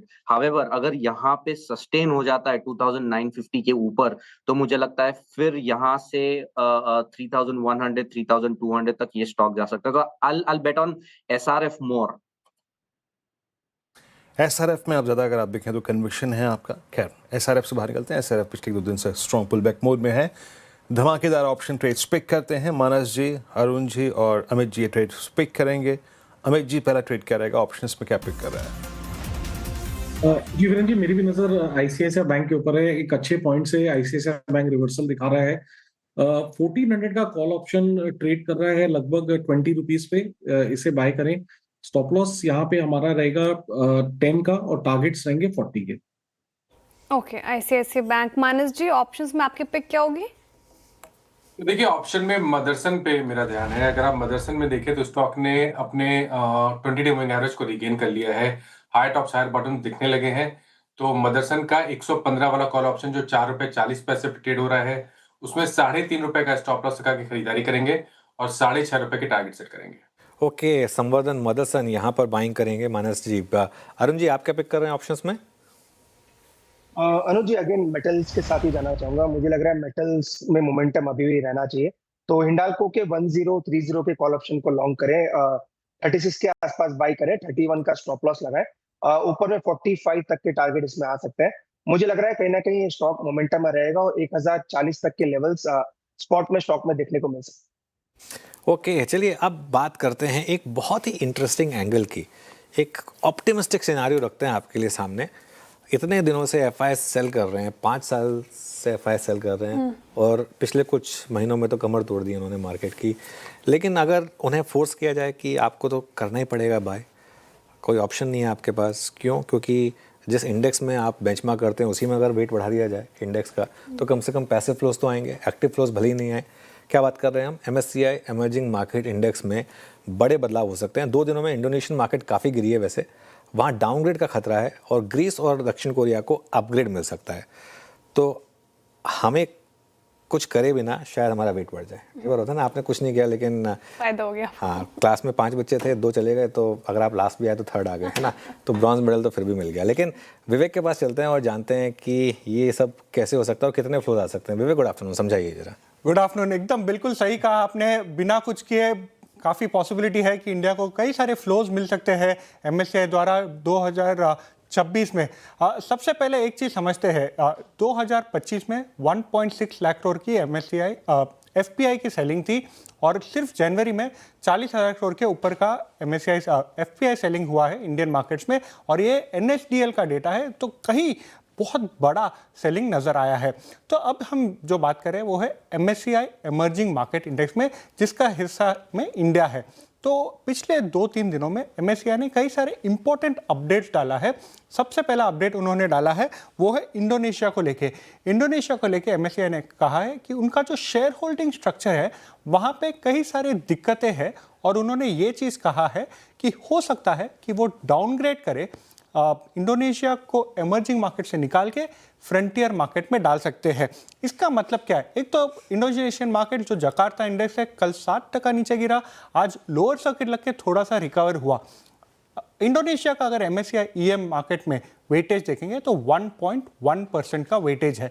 ये वेटेज डिस्ट्रीब्यूट होकर दूसरे एमर्जिंग मार्केट कंट्रीज में आ सकता है, जिसमें से इंडिया एक है और इंडिया में करीबन $1 बिलियन का बाइंग आ सकता है। ये इंटरेस्टिंग इसके लिए है कि आज तक जो भी डाउनग्रेड हुआ है वो इंडिया के नेबर्स के साथ हुआ है। तो श्रीलंका को पहले डाउनग्रेड हो चुका है और पाकिस्तान भी एक ऐसा कंट्री है जिनके कई सारे दिक्कतों के कारण MSCI ने उसे डाउनग्रेड किया था। अब हम चलते हैं दूसरे कंट्री की तरफ जहां पे ग्रीस है। ग्रीस में इनफैक्ट पॉजिटिव न्यूज फ्लो है। MSCI कहता है कि ग्रीस के मार्केट काफी स्ट्रांग है, फंडामेंटल्स काफी स्ट्रांग है, तो उन्हें अपग्रेड करना चाह रहे हैं from emerging market to develop market. तो उसका मतलब क्या है? ग्रीस भी एमर्जिंग मार्केट से निकलेगा। ग्रीस का अगर आप वेटेज देखेंगे 0.5% वेटेज है MSCI इंडेक्स में, तो इंडिया को क्लोज टू 650 मिलियन डॉलर्स का फ्लोज आ सकता है। ये दोनों होगा बिफोर मई 2026, डिसीजन होगा बाय MSCI। अब थोड़ा और आगे अगर आप देखेंगे तो साउथ कोरियन मार्केट में देखना होगा। साउथ कोरिया मार्केट अगर आप देखोगे तो जून 2026 में MSCI एक कंसल्टेशन पेपर निकालेगा और वहां पे सिमिलर टू ग्रीस MSCI का मानना है कि साउथ कोरिया को हम अपग्रेड करके फ्रॉम एमर्जिंग मार्केट एक डेवलप मार्केट कर सकते हैं। बट साउथ कोरिया का देखिए, अगर आप वेटेज देखेंगे तो क्लोज टू 12.5% इन MSCI है। तो ये MSCI क्या करेगा, क्लोज टू 4 to 6 क्वार्टर्स में उसको इक्वली डिस्ट्रीब्यूट करेगा। और एनालिस्ट का मानना है कि करीबन $10 बिलियन का सिर्फ पैसिव इनफ्लो आ सकता है इंडिया के लिए। तो साउथ कोरिया के लिए पॉजिटिव न्यूज़ फ्लो हो सकता है कि इंडिया के लिए भी कहीं पॉजिटिव न्यूज़ फ्लो और FPI का फ्लो हो सकता है। हाँ, बिल्कुल पॉजिटिव हो सकता है और मार्केट भी डी हाई पर है। विवेक, शुक्रिया। और विवेक, आपको रोज़ एक लिंक करना चाहिए वैसे CNBC आवाज़ के लिए, बिल्कुल, क्योंकि जितनी मेहनत के साथ आप अपना वो हिंदी बोलने की कोशिश करते हैं और इतने क्यूटली आप उसको एक्सप्लेन करते हैं, वो मतलब अच्छा लगता है। मतलब सामने से एक एफर्ट दिखाई देता है विवेक का। तो थैंक यू विवेक। और ध्यान रखिएगा, ये सब चीज़ें जो हैं ये एक बीरबल की खिचड़ी है, ऐसा नहीं है कि कल ही पक जाएगी, टाइम लगेगा उसमें थोड़ा सा। लेकिन हाँ, अभी के लिए एक थोड़ा सा पॉजिटिव खबर तो है ही। चलिए कुछ और स्टॉक्स की बात कर लेते हैं और उसके बाद एक फटाफट 4 का चौका ले लेते हैं। उसके बाद अर्निंग्स प्रीव्यू पर आएंगे। सस्ता ऑप्शन मानस जी से लेंगे, फिर चलेंगे सौमिल जी के पास FNO सुपरस्टार के लिए। रुचित जैन जुड़े हमारे साथ पैनल में, उनसे चार्ट का चमत्कार ट्रेड लेंगे और आशीष चतुर्मोता से लेंगे मिड कैप फंडा। तो मानस जी, शुरुआत करते हैं आपके साथ, बताइए सस्ता ऑप्शन। तो देखिए, सस्ता ऑप्शन में लोधा पे एक बाउंस बैक की आप उम्मीद कर सकते हैं। इंटरडे चार्ट पे हायर टॉप्स हायर बॉटम बनने लगे हैं। 10 डे मूविंग एवरेज के नीचे ट्रेड कर रहा है, लेकिन बाउंस बैक में 20 डे मूविंग एवरेज को टेस्ट कर सकता है।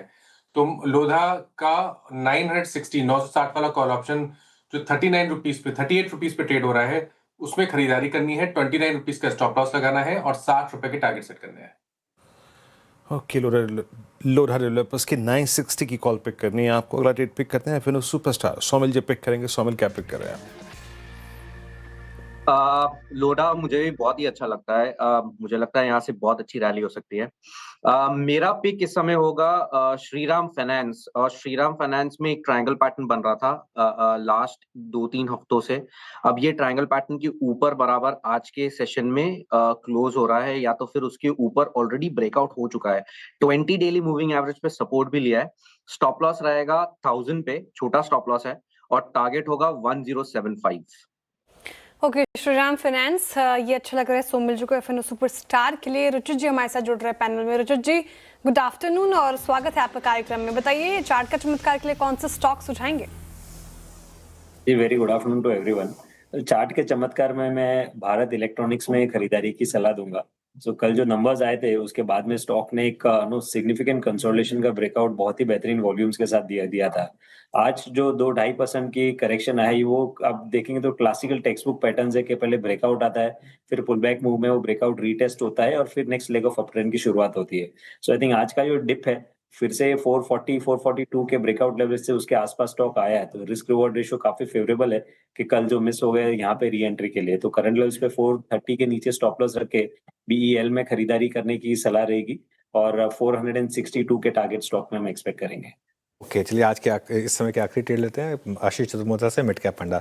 आशीष, बताइए क्या पिक कर रहे हैं आप? अनुज, हम जाना चाहेंगे बॉम्बे स्टॉक एक्सचेंज BSE के साथ। हमारा ये मानना है कि एक तो कंपनी जो है वो क्लियरली बेनिफिशियरी है पूरे जो फाइनेंशियलाइजेशन ऑफ सेविंग्स की थीम है उसका।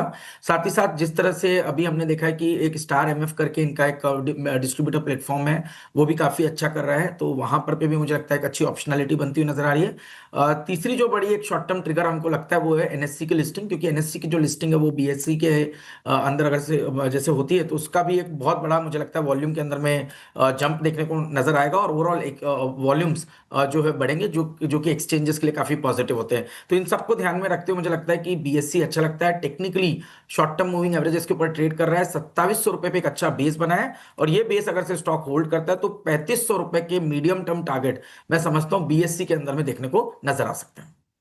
ओके, BSE पसंदीदा स्टॉक आशीष चतुर्मोता जी का मिड कैप फंडा में समझाया इन्होंने। अब एक रिकैप चार का चौका का आपके लिए लेकर आते हैं, फिर आगे बढ़ेंगे। सस्ता ऑप्शन के साथ शुरुआत की हमने, मानस जायसवाल जी ने सुझाया लोधा डेवलपर्स, खरीदारी की राय 960 का कॉल लेना है आपको, टारगेट 60 और स्टॉप लॉस 19 के लगाने हैं। FNO सुपरस्टार के लिए श्रीराम फाइनेंस में दमखम नजर आ रहा है सोमिल जी को, खरीदारी की राय 1075 के टारगेट हैं, 1000 का स्टॉप लॉस मेंटेन करने को कहा गया है। रुचित जी कह रहे हैं कि चार्ट का चमत्कार के लिए BEL अच्छा हो सकता है। आज मुनाफा वसूली इस पर्टिकुलर काउंटर में कल के शानदार रैली के बाद, और साथ ही BSE आशीष चतुर्मोता जी को अच्छा लग रहा है मिड कैप फंडा के लिए। अब आगे बढ़ते हैं और नतीजों के प्रीव्यूज पर बात करेंगे। कल निफ्टी में बजाज ऑटो, नेस्ले, एनटीपीसी और पावर ग्रिड के नतीजे आएंगे। वही वायदा की बात करें तो बैंक ऑफ बड़ौदा समेत 9 कंपनियों के नतीजे आने हैं और नतीजों का अनुमान बताने के लिए हमारे साथ जुड़ रहे हैं मंगलम मालू, दीपाली राणा और कंचन नौटियाल। पहले मंगलम, आपके पास आना चाहेंगे, बताइए नेस्ले से स्ट्रीट क्या एक्सपेक्ट कर रही है? हमने टाटा कंज्यूमर मैरिको के नंबर्स देख लिए, अब नेस्ले के नंबर्स कैसे रह सकते हैं? नंबर सबके अच्छे ही आ रहे हैं, बट स्टॉक प्राइस रिएक्शन जो है वो वैसा नहीं हो रहा है। और नेस्ले से हम बहुत अच्छा नंबर्स एक्सपेक्ट इसलिए कर रहे हैं क्योंकि पिछले क्वार्टर भी उन्होंने सबसे बेस्ट परफॉर्मेंस दिया था, करीब 11% रेवेन्यू ग्रोथ आई थी नेस्ले के लिए। तो स्टॉक जो है वो अपने 52 वीक हाई पे है, 66 टाइम्स अर्निंग पे ट्रेड कर रहा है। नेस्ले हमेशा से महंगा रहा है, 10% रेवेन्यू ग्रोथ की आशंका है, 8% 9% एबिटा ग्रोथ, यानी मार्जिन जो है वो 23% के आसपास ही रहेंगे और जो नेट प्रॉफिट है वो 7% ग्रो करेगा। 10% रेवेन्यू ग्रोथ यानी करीब 5300 करोड़ जो टॉप लाइन पे कंपनी रिपोर्ट करेगी, 1200 करोड़ का एबिटा और 750 करोड़ का नेट प्रॉफिट जो है वो एक्सपेक्ट कर रहे हैं।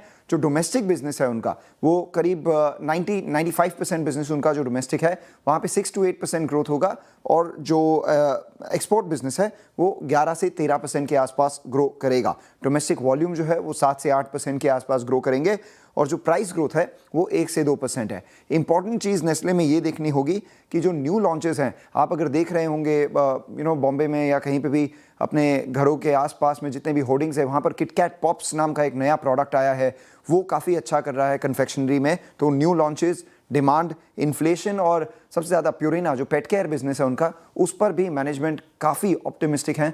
तो उन सारी चीज़ों पर उनका क्या ग्रोथ रहेगा वो हम मैनेजमेंट कमेंट्री के तहत जानेंगे। शुक्रिया मंगलम। अच्छा, एक चीज़ बता दूं मैं, 6,935 से कुछ चीज़ घटकर 8,779 नहीं होगी, या तो बढ़कर आएगी या 8,779 से घटकर 6,935 हुई होगी। कई बार क्या होता है ना, हम कॉपी पेस्ट में लग जाते हैं या फिर कुछ और है।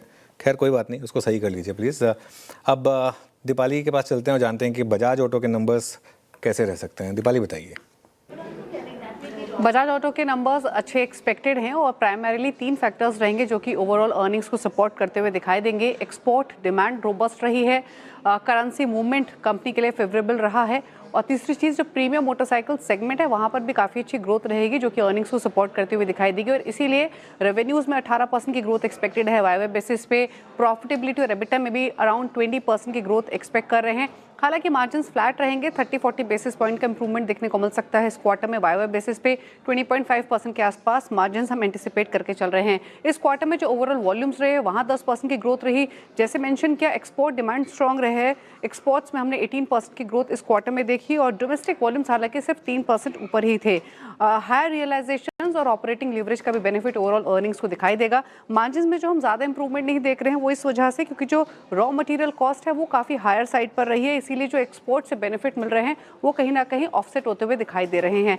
हालांकि नंबर्स ओवरऑल स्ट्रॉन्ग एक्सपेक्टेड है, लेकिन नंबर्स के साथ साथ डिमांड आउटलुक पर तो ऑफकोर्स जो कमेंट रहेंगे मैनेजमेंट को इंपॉर्टेंट रहेंगे। लेकिन प्रीमियम मोटरसाइकिल सेगमेंट को लेकर आगे की क्या प्लान्स है, क्या लॉन्चेस है, क्योंकि कंपनी रॉयल एनफील्ड को स्पेशली काफ़ी टारगेट करने की कोशिश कर रही है, तो उस हिसाब से कमेंट्री काफ़ी इंपॉर्टेंट रहेगी लॉन्च पाइपलाइन को लेकर भी। दीपाली, शुक्रिया आपका बजाज ऑटो के नंबर्स के एक्सपेक्टेशन जाहिर करने के लिए। अब चलते हैं कंचन के पास। एनटीपीसी और बीओबी दो नंबर्स आएंगे और याद रखिएगा एनटीपीसी पिछले 3 दिन से बहुत स्ट्रॉन्ग मोमेंटम में भी है। पहले एनटीपीसी कंचन, क्या एक्सपेक्टेशन यहाँ पर? जी, एनटीपीसी के नंबर्स की बात करी जाए तो नंबर्स हमें पॉजिटिव साइड में देखने को मिल सकते हैं। रेवेन्यू की बात करी जाए तो 45,000 करोड़ पे जो नंबर है हमें आता हुआ दिखाई दे सकता है। इनफैक्ट जो कंपनी की इस टाइम पे ऑपरेटिंग नंबर्स हैं वो भी पॉजिटिव साइड में बनते हुए दिखाई दे रहे हैं। मार्जिन्स आपको 29% पे आते हुए दिखाई दे सकते हैं। देखिए, रेवेन्यू की बात करी जाए और इबिटा की बात करी जाए तो यहाँ पे दोनों में ही हमें 8% का जंप देखने को मिलेगा। ये जंप आपको मॉडेस्ट इसलिए देखने को मिलेगा बिकॉज जो उनकी न्यू कैपेसिटी है वो हमने इस क्वार्टर में थोड़ी सी लिमिटेड देखी थी। इनफैक्ट जो पावर डिमांड है वो भी अपने सॉफ्ट साइड में बनी हुई थी। जनरेशन कैपेसिटी की बात करी जाए तो वो भी हल्की सी फीकी साइड में है बिकॉज अक्रॉस द कंट्री हमने देखा है जो पावर डिमांड है वो थोड़ी सी हमें मॉडेस्ट साइड में देखने को मिली है। इस टाइम पे अगर हम पिछले क्वार्टर की कमेंट्री की तरफ ध्यान दें मैनेजमेंट की, तो मैनेजमेंट ने ऑलरेडी ही एंटिसिपेट कर लिया था जो क्वार्टर 3 है वो थोड़ा सा सॉफ्ट होने वाला है। तो उस लिहाज से ही नंबर्स हमें देखने को मिलेंगे। फोकस एरिया आपका क्या होगा, इस पे नजर डाल लेते हैं। देखिए जो इनका अंडर कंस्ट्रक्शन पाइपलाइन और एग्जीक्यूशन है वो किस तरीके का होता है, साथ में जो केपेक्स है वो उसके ऊपर मैनेजमेंट का क्या कहना है, और साथ ही साथ जो पेसिंग पावर है उसके ऊपर मैनेजमेंट की किस तरीके की कमेंट्री आती है। लेकिन जो अनुमान लगाया गया था मैनेजमेंट के द्वारा पिछले क्वार्टर, वैसे ही नंबर्स आते हुए दिखाई देंगे। ओके, शुक्रिया कंचन। एनटीपीसी और बैंक ऑफ बड़ौदा भी आपने जिक्र कर दिया, राइट? नहीं, बैंक ऑफ बड़ौदा के नंबर्स से आएंगे। हाँ, कैसे रह सकते हैं उसके number? Definitely bank of Baroda के नंबर्स की बात करी जाए तो नंबर्स यहाँ पे भी हमें पॉजिटिव साइड में ही आते हुए दिखाई देंगे। अच्छी चीज ये है कि जो बैंक की एसेट क्वालिटी है वो हमें यहाँ पे सुधरती हुई नजर आ रही है। सबसे पहले अगर हम नजर डालें नेट इंटरेस्ट इनकम में, तो यहाँ पे ये नंबर हमें करीब करीब 12,490 करोड़ पे दर्ज होता हुआ दिखाई दे सकता है साल दर साल। डिपॉजिट ग्रोथ और लोन ग्रोथ में भी एक अच्छा खासा इजाफा जो है वो देखने को मिल सकता है। और एनपीएस की बात करी जाए तो 2.1 एंड 0.5 हमें ये रिपोर्ट होते हुए दिखाई दे सकते हैं रिस्पेक्टिवली। इसके अलावा अगर निम्स की बात करी जाए नेट इंटरेस्ट मार्जिन की, तो 3% पे ये भी देखने को मिल सकते हैं। देखिए जो ट्रेजरी गेन्स हैं वो हमें मॉडेस्ट साइड में देखने को मिलेंगे, एसेट क्वालिटी सुधरती हुई दिखाई दे रही है। जो स्लिपेजेस है वो 1.2% पे रिपोर्ट होते हुए दिखाई दे सकते हैं, जिसके पीछे का सबसे बड़ा कारण है रिटेल और एसएमई। इनफैक्ट जो क्रेडिट कॉस्ट है वो भी हमें नॉर्मलाइज होती हुई दिखाई देगी due to low base. Focus area आपका क्या कहां पे होगा, लोन ग्रोथ और डिपॉजिट ग्रोथ को, ये चैलेंजेस को लेके मैनेजमेंट की कमेंट्री, निम्स के ऊपर कमेंट्री, और साथ ही साथ नियर टर्म में किस तरीके का आउटलुक है मैनेजमेंट का। लेकिन दोनों ही नंबर मॉडेस्ट हैं। ओके, चलिए ये हो गई बात नंबर्स की। अब आगे बढ़ते हैं और पाइपर सरिका के फाउंडर और फंड मैनेजर अभय अग्रवाल हमारे साथ जुड़े हैं। अभय जी, गुड आफ्टरनून। लास्ट 3 दिन की रैली को आप क्या कहेंगे? क्या एक नई रैली की शुरुआत, एक डिसबिलीफ सब तरफ, market heavily short, last bull converted into bear और उसके बाद की रैली, या फिर एक डाउन ट्रेंड में काउंटर ट्रेंड रैली? नहीं, देखिए अनुज, गुड आफ्टरनून। मुझे पहले भी लगा था, मैं सरप्राइज भी था कि ये जो हमारी सेलिंग कॉन्स्टेंटली हुई पिछले 3-4 महीने से, largely driven by FPI selling, तो उसकी वजह से मार्केट में जो प्रेशर था, मुझे लगा कि काफ़ी ओवरसोल्ड मार्केट है। और इस तरह के सेलिंग मोमेंटम को एनालाइज करना या ये कहना कि कहाँ पे रुकेगा बड़ा मुश्किल होता है। पर जिस तरह से एक वॉल्यूम बेस्ड बाइंग दिखी है, स्पेशली आज भी पोस्ट रिजल्ट्स, तो मुझे लग रहा है कि एक ओवरसोल्ड मार्केट था, अंडर ओन्ड मार्केट था, जिसमें वापस इन्वेस्टर्स आ रहे हैं, वैल्यू प्लस ग्रोथ अपॉर्चुनिटीज को ढूंढ रहे हैं। तो जो पैसा साइडलाइंस पे बैठा था वो वापस आया है। पर इस रैली को सस्टेन करने के लिए अनुज, वेदर वी लाइक इट और नॉट, फॉरेन फ्लोज की, एफपीआई फ्लोज की जरूरत है। तो अगर ये एफपीआई फ्लोज रिवर्स होते हैं, क्योंकि आप देखें जब इमर्जिंग मार्केट्स ने अच्छा परफॉर्म किया है पिछले 6 महीने में, तो ऐसा नहीं है कि इमर्जिंग मार्केट में फ्लोज नहीं आए हैं, इंडिया में नहीं आए हैं। तो अगर हमारे भी इंडिया में भी फ्लोज स्टार्ट हो जाते हैं तो मैं बहुत कॉन्फिडेंटली कह पाऊंगा अनुज कि ये रैली, ये बॉटम एक बन गया है, specially small and mid caps में, और अब यहाँ से हमको एक अच्छी रिटर्न की उम्मीद कर सकते हैं। ओके, तो आपने बहुत इंटरेस्टिंग बात कही कि स्मॉल और मिड कैप में सबसे ज़्यादा पेन है। कोई पर्टिकुलर थीम जो आपको अच्छी लग रही है स्मॉल और मिड कैप्स में? जी अनुज, थीम बहुत क्लियर है इस समय, क्योंकि मैंने देखा है कि हर 4-5 साल के बाद एक साल ऐसे आता है कि जो मिड, जिसको कहते हैं small and mid cap zone जो है, वो काफी प्रेशर लेता है। वैल्यूएशन का जो फ्रॉथ होता है बहुत शार्पली रिवाइंड होता है, वैल्यूएशंस रीएडजस्ट होते हैं, ग्रोथ एनालिसिस ज्यादा डीपली होता है।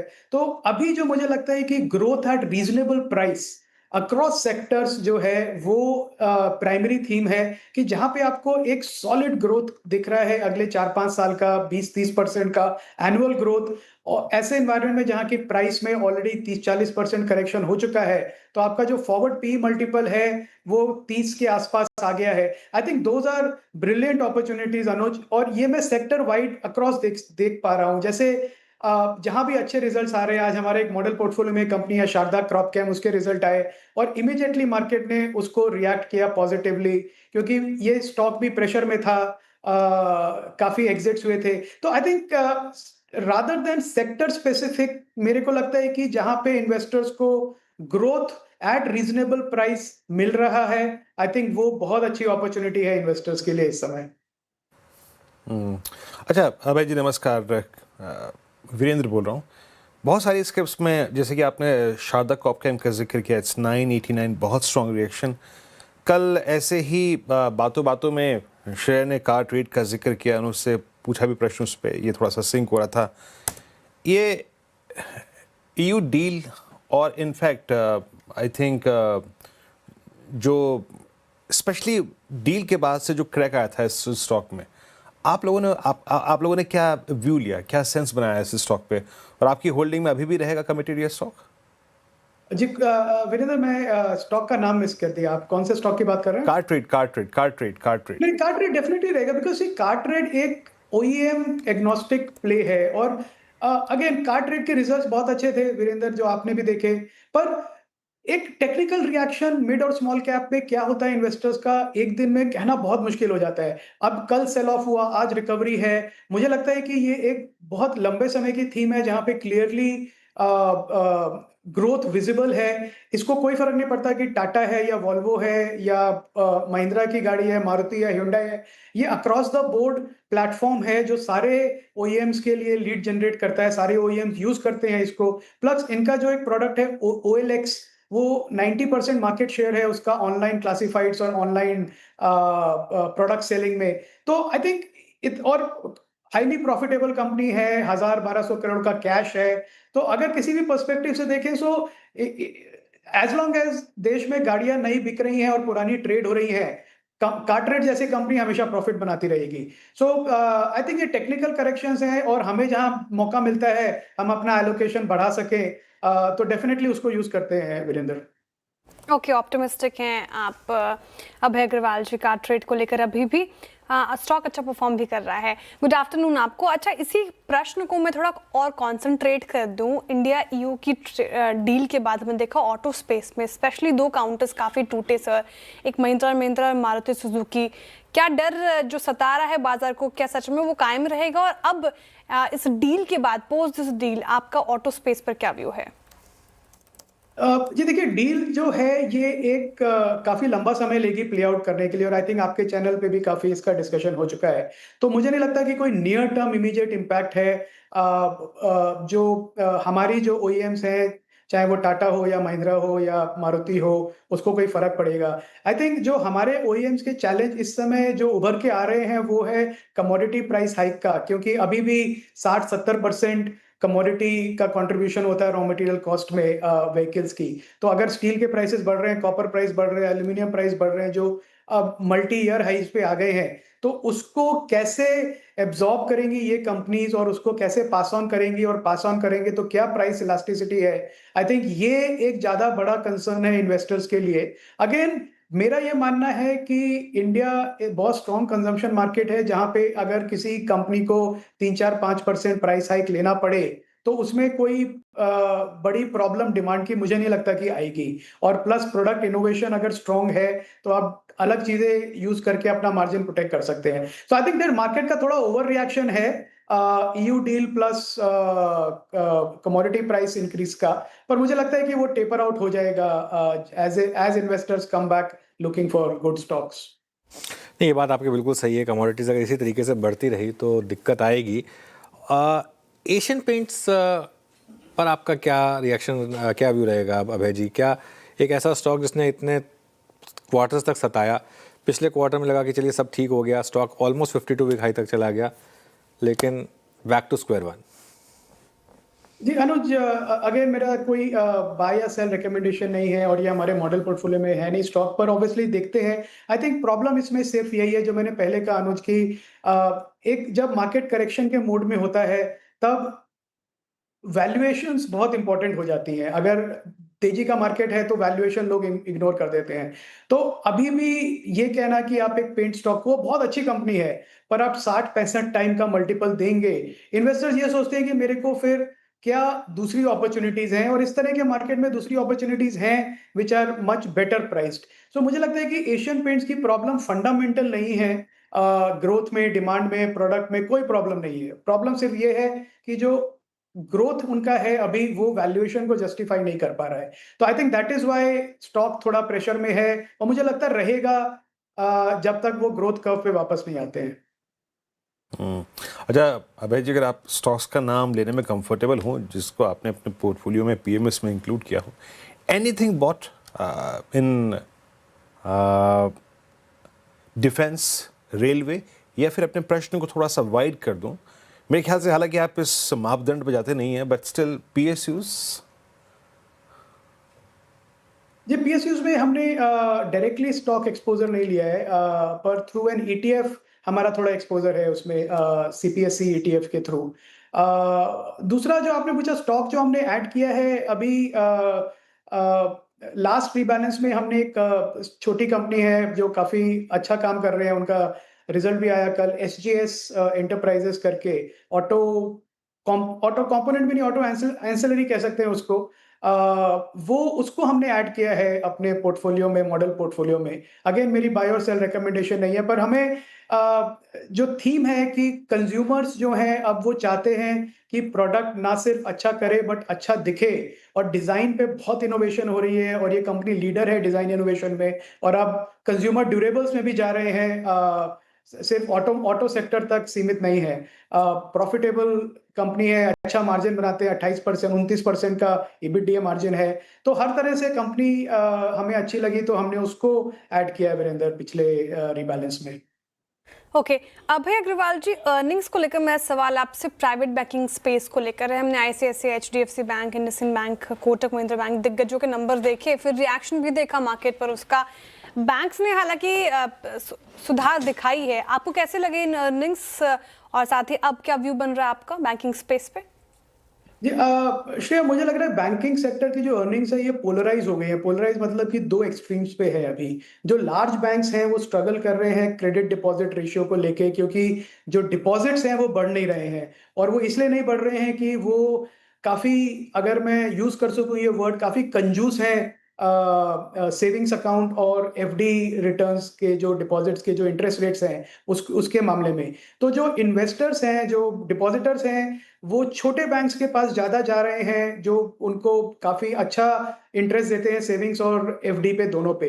तो इसकी वजह से क्या हो रहा है कि जो लास्ट अर्निंग्स हमने देखी अभी, जितने भी लार्ज बैंक्स हैं वो स्ट्रगल कर रहे हैं डिपॉजिट के लिए, और डिपॉजिट नहीं है तो क्रेडिट भी ऑब्वियसली स्ट्रगल कर रहा है। दूसरी तरफ जो छोटे बैंक्स हैं उनका कासा डिपॉजिट बढ़ा है, और जितने भी आप एसएफबीज के भी आप रिजल्ट देख लीजिए, उज्जीवन के, बंधन के जो भी आए, माइक्रो फाइनेंस कंपनीज के भी जो रिजल्ट्स आए, क्रेडिट एक्सेस वगैरह के, वहां पे क्लियरली पिकअप है कि प्रॉब्लम्स सॉल्व हो गई हैं। काफी पुरानी एनपीए साइकिल जो खराब हुई थी वो भी अब बैक ऑन ट्रैक है।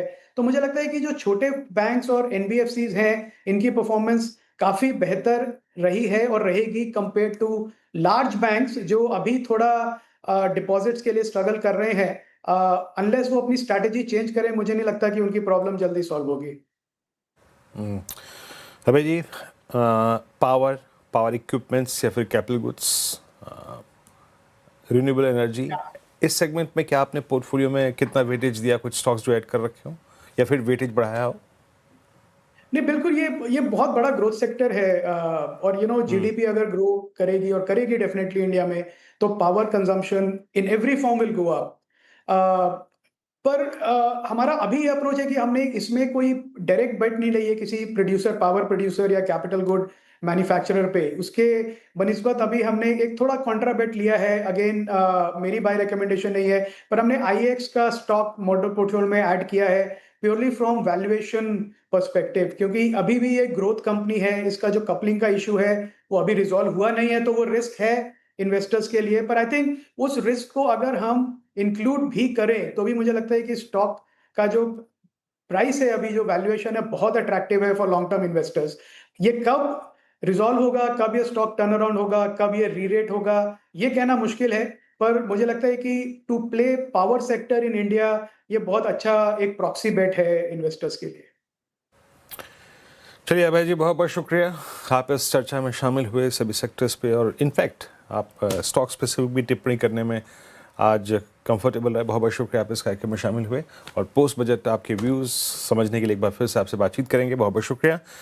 अनुज, एक बहुत शानदार क्लोज की तरफ बढ़ते हुए, दैट्स कॉल, इसे कहते हैं ना, जिसे कहते हैं टेस्ट आज हुआ इस रिवर्सल का, है ना? बिल्कुल बिल्कुल। कैसी रीडिंग रही इस क्लोजिंग की अनुज, और एक इस इकोनॉमिक सर्वे के भी कुछ पॉइंटर्स का हमें पुश मिला कल के लिए व्यू फ्राइडे नहीं कल बिल्कुल। Thursday, माफ हाँ, नहीं नहीं कल क्या है कल फ्राइडे है ना? हाँ फ्राइडे कल फ्राइडे कल फ्राइडे है, सॉरी कोई टेंशन नहीं है। आज एक्सपायरी थी और फिर संडे को बजट है। कल फ्राइडे, लेकिन फ्राइडे वाली फीलिंग नहीं है, तो मैं आपकी बात से आपकी वो समझ सकता हूँ जो आपका हल्का सा दर्द है वो। देखिए वीरू, कल हमने क्या व्यू लिया था क्लोजिंग में कि लॉन्ग पोजीशन कैरी करिए और हेज करने के लिए आज की सेंसेक्स की कॉल्स बेच दीजिए। देखिए क्या शानदार रहा होगा, क्योंकि एक तो निफ्टी बढ़ा तो उसमें आपको फ़ायदा मिला होगा। कॉल सारी ज़ीरो हो गई होंगी सेंसेक्स की। आप देख लीजिए इस समय जो इवन 82,600 की कॉल है, इवन वो भी ज़ीरो हो गई है। अब इशू क्या है, अब आप अगले हफ्ते के ऑप्शंस शायद ना बेच पाएँ क्योंकि वो बहुत महंगे हैं। तो अब आपको थोड़ा सा एक लीप ऑफ फेथ लेकर, क्योंकि मार्केट का टेक्सचर इतना अच्छा रहा है पिछले 2-3 दिनों का, अब आपको अनहेज्ड पोजीशन शायद, अगर आप स्पेशली अगर आपने परसों से लॉन्ग कैरी करे, अगर आपने वो सपोज करिए 24,950 पे चलिए कोई नहीं ले पाया होगा, मान लीजिए 25,050 के जोन से आपने कैरी करे, आपने हिम्मत दिखाई, आज भी अगर आपने वो स्टॉप लॉस थोड़ा डीप रखा, अगर आप उस तरीके के ट्रेडर हैं तो एक दिन और लॉन्ग पोजीशंस को कैरी करिए। मेरा मानना ये है कि कल एक प्रॉफिट बुकिंग का आपको अच्छा मौका मिलेगा। इस स्विंग में हमारे टारगेट थे 25,400 से 25,600 के करीब 25,400 से 25,600 वो 10 और 20 डेमा का जोन। अब थोड़ा सा और बढ़ा देते हैं उसको, 25,500 से 25,600 का हमारा एक टारगेट था। और अब बैंक निफ्टी में भी आपको मौका मिलेगा, ये जोन में प्रॉफिट बुकिंग का मौका मिलेगा, बैंक निफ्टी में भी आपको मौका मिलेगा प्रॉफिट बुक करने का। और उसके बाद बजट वाले दिन हम न्यूट्रल होकर जाएंगे। मैं इस चीज़ को लेकर बहुत क्लियर हूँ कि बजट वाला दिन बहुत ज़्यादा वॉलेटिलिटी मिलेगी आपको। हो सकता है निफ्टी 200 अब 200 डाउन 2-2 टिक में दिखा दे, तो इस वजह से तब तक अपनी पोजीशन को समेट लें, लेकिन कल का दिन और दें इसको, और कल शायद चाहें तो क्लोजिंग के वक्त अपनी प्रॉफिट को बुक करें। अभी काम करते हैं, यतिन के पास चलते हैं आज की डीलिंग रूम चेक के लिए। Yatin, good afternoon. और JSW एनर्जी ये काउंटर है जो पावर सेक्टर में से फोकस में से है, और 465-475 के टारगेट्स के लिए डीलर्स यहाँ BTST की एडवाइस दे रहे हैं, और कहीं ना कहीं पावर सेक्टर में लोअर लेवल्स पे DIS की बाइंग है, उसके चलते डीलर्स यहाँ थोड़े बहुत बुलिश दिखाई पड़ रहे हैं। और कैप गुड्स में से ABB लार्सन की तो बात की, आज सीमेंस में भी बाउंस बैक आ रहा है। इनफैक्ट आज लॉन्ग इंटरेस्ट काफ़ी अच्छा ऐड हुआ है फरवरी सीरीज में। तो ये एक स्टॉक है जहाँ डीलर्स BTST की रणनीति सुझा रहे हैं। डीलर्स को लगता है कि 2 से 3% की अपसाइड यानी 3200 तक के टारगेट्स के लिए सीमेंस में खरीदारी की जा सकती है, और क्लियरली कैप गुड्स में आज फिर से एक बार अच्छा प्राइस एंड वॉल्यूम ट्रैक्शन देखने को मिल रहा है। ओके, JSW एनर्जी और सीमेंस ये दो स्टॉक्स डीलर्स के रडार पर रहे हैं और BTST के तौर पर इसे सुझाया गया, लेकिन हमारे पैनल क्या पिक कर रहे हैं वो समझ लेते हैं। रुचित जी, आपसे शुरुआत करना चाहेंगे, बताइए क्या चुन रहे हैं कल के लिए, BTST या STBT? जी, BTST में GMDC में खरीदारी करके जाने की सलाह रहेगी। सो आइडियली एक कंसोलिडेशन फेज से ब्रेकआउट के वर्ज पर है, वो भी अच्छे वॉल्यूम्स के साथ। सो हम यहाँ पे एक अच्छा फॉलोअप मूव एक्सपेक्ट करेंगे कल के ट्रेडिंग सेशन में भी। 622 के आसपास अभी ट्रेड कर रहा है, इसको 609 के नीचे स्टॉप लॉस करके खरीदारी करके जाए, और 658 के 55 के टारगेट से एक्सपेक्ट करें। गावा सर, आप क्या कैरी कर रहे हैं? मेरे ख्याल से स्टॉक जो ध्यान पे है इस वक्त वो है इटर्नल ट्रेड करे 275 के आसपास, बहुत ही टाइट स्टॉप 272, ₹3 बस। मेरे ख्याल से टारगेट 285 होना चाहिए इटर्नल। ओके, इटर्नल आपका ट्रेड, मानस आपका ट्रेड क्या रहेगा? तो देखिए, Tata Motors passenger vehicle TMPV यहाँ पर खरीदारी करने की राय रहेगी। काफी समय के बाद कुछ रिवर्सल के साइन है। स्टॉक ने 10-20 मूविंग एवरेज को रीगेन कर लिया है, तो इसका फ्यूचर खरीदेंगे। 354 के आसपास के प्राइस चल रहे हैं। स्टॉप लॉस आपको 347 का लगाना है और टारगेट आपको 370 रुपए की सेट करना है। ओके, टाटा मोटर्स PV ये पसंद आ रहा है -3 को। अमित सेठ जी, आप क्या कैरी करेंगे कल के लिए? जी श्रेया जी, हीरो मोटोकॉर्प के साथ जाएंगे। यहाँ पे हम एक रिवर्सल 200 डेमा से देख रहे हैं। स्टॉक ने अपना 10 डेमा रिगेन कर लिया है, तो इसे बाय करें। 5530 5530 का स्टॉप लॉस रहेगा और टारगेट्स रहेंगे 5700 के। सोमेल, आप क्या कैरी कर रहे हैं? मैं कैरी कर रहा हूँ डिलीवरी में एक डाउनवर्ड स्लोपिंग ट्रेंड लाइन ऊपर की तरफ टूटी है। 2040 डेली मूविंग एवरेज की ऊपर आज क्लोजिंग आ रही है। High top high bottom formation है, ग्रेट सेटअप। स्टॉप लॉस रखेंगे 399 पर और टारगेट होगा 440 का। ओके, चलिए अब चलते हैं वीरू के पास आज की मार्केट ब्रेथ के लिए। वीरू, बताइए कैसी रही आज की? परफेक्ट ब्रेथ अनुज, परफेक्ट ब्रेथ। 3 दिन से हम खुश नसीब हैं कि ये ब्रेथ हमें बेहद शानदार मिल रही है। हालांकि थोड़े बहुत शॉर्ट्स बने आज, और एक ऐसी पॉकेट जिसका इंडेक्स में बड़ा वेटेज होता है और जिसने सुबह निफ्टी को बहुत परेशान किया, that's I think Nifty IT, उसका प्रभाव आपको शॉर्ट साइड पे नजर आएगा। वो सिंक हुई आज, हालांकि लॉन्ग्स 38, शॉर्ट कवरिंग बड़ी थी जिसने एक रिवर्सल जनरेट किया, दैट वाज शॉर्ट कवरिंग। लेकिन एक बात आपको माननी पड़ेगी कि बहुत सेलेक्टिव बाइंग थी, बहुत अच्छे स्टॉक्स में बाइंग थी, जिसमें एक एबीबी हो गया और पेरेंट कंपनी की टिप्पणी। पेरेंट कंपनी का अगर आप देखें तो नंबर्स ने इसको थोड़ा सा एक पुश दिया, आज की स्पॉटलाइट में शामिल था, याद रखिएगा ये। नालको, अदानी ग्रीन, टाटा स्टील, सम्मान कैपिटल, इन सभी काउंटर्स में एक स्ट्रॉन्ग मूव था। मेटल्स अब तक की सबसे स्ट्रॉन्ग पॉकेट। एक्सिस बैंक आज क्लोज हो रहा है ऑल टाइम हाई पे, 3.5% की मूव। दरअसल कल भी इसने ऑल टाइम हाई क्रिएट किया था लेकिन सिंक हो गया था बाद में, पर आज वो फैक्टर नहीं रहा।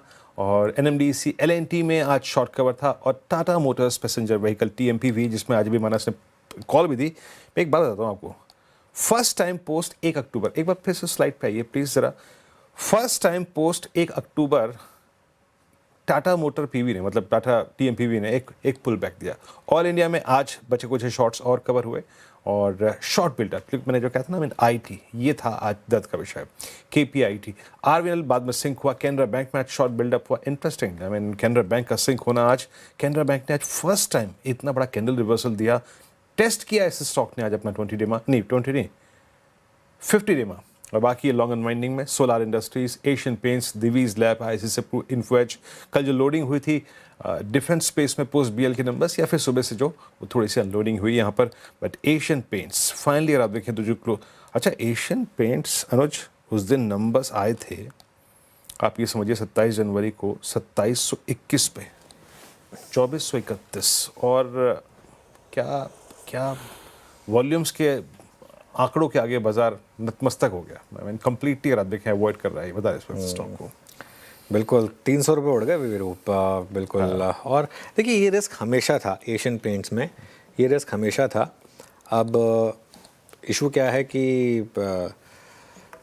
इसमें भी लोग फंसे हुए होंगे, क्योंकि इसमें भी हम, अब ठीक है बहुत आसान है अभी कहना कि 2-3 दिन पहले नेगेटिव व्यू लिया गया था, लेकिन उससे पहले जो पॉजिटिव व्यू ऑलमोस्ट सबने लिया था उसका क्या, और उसके बाद स्टॉक भागा भी था, ऐसा नहीं है कि नहीं भागा था।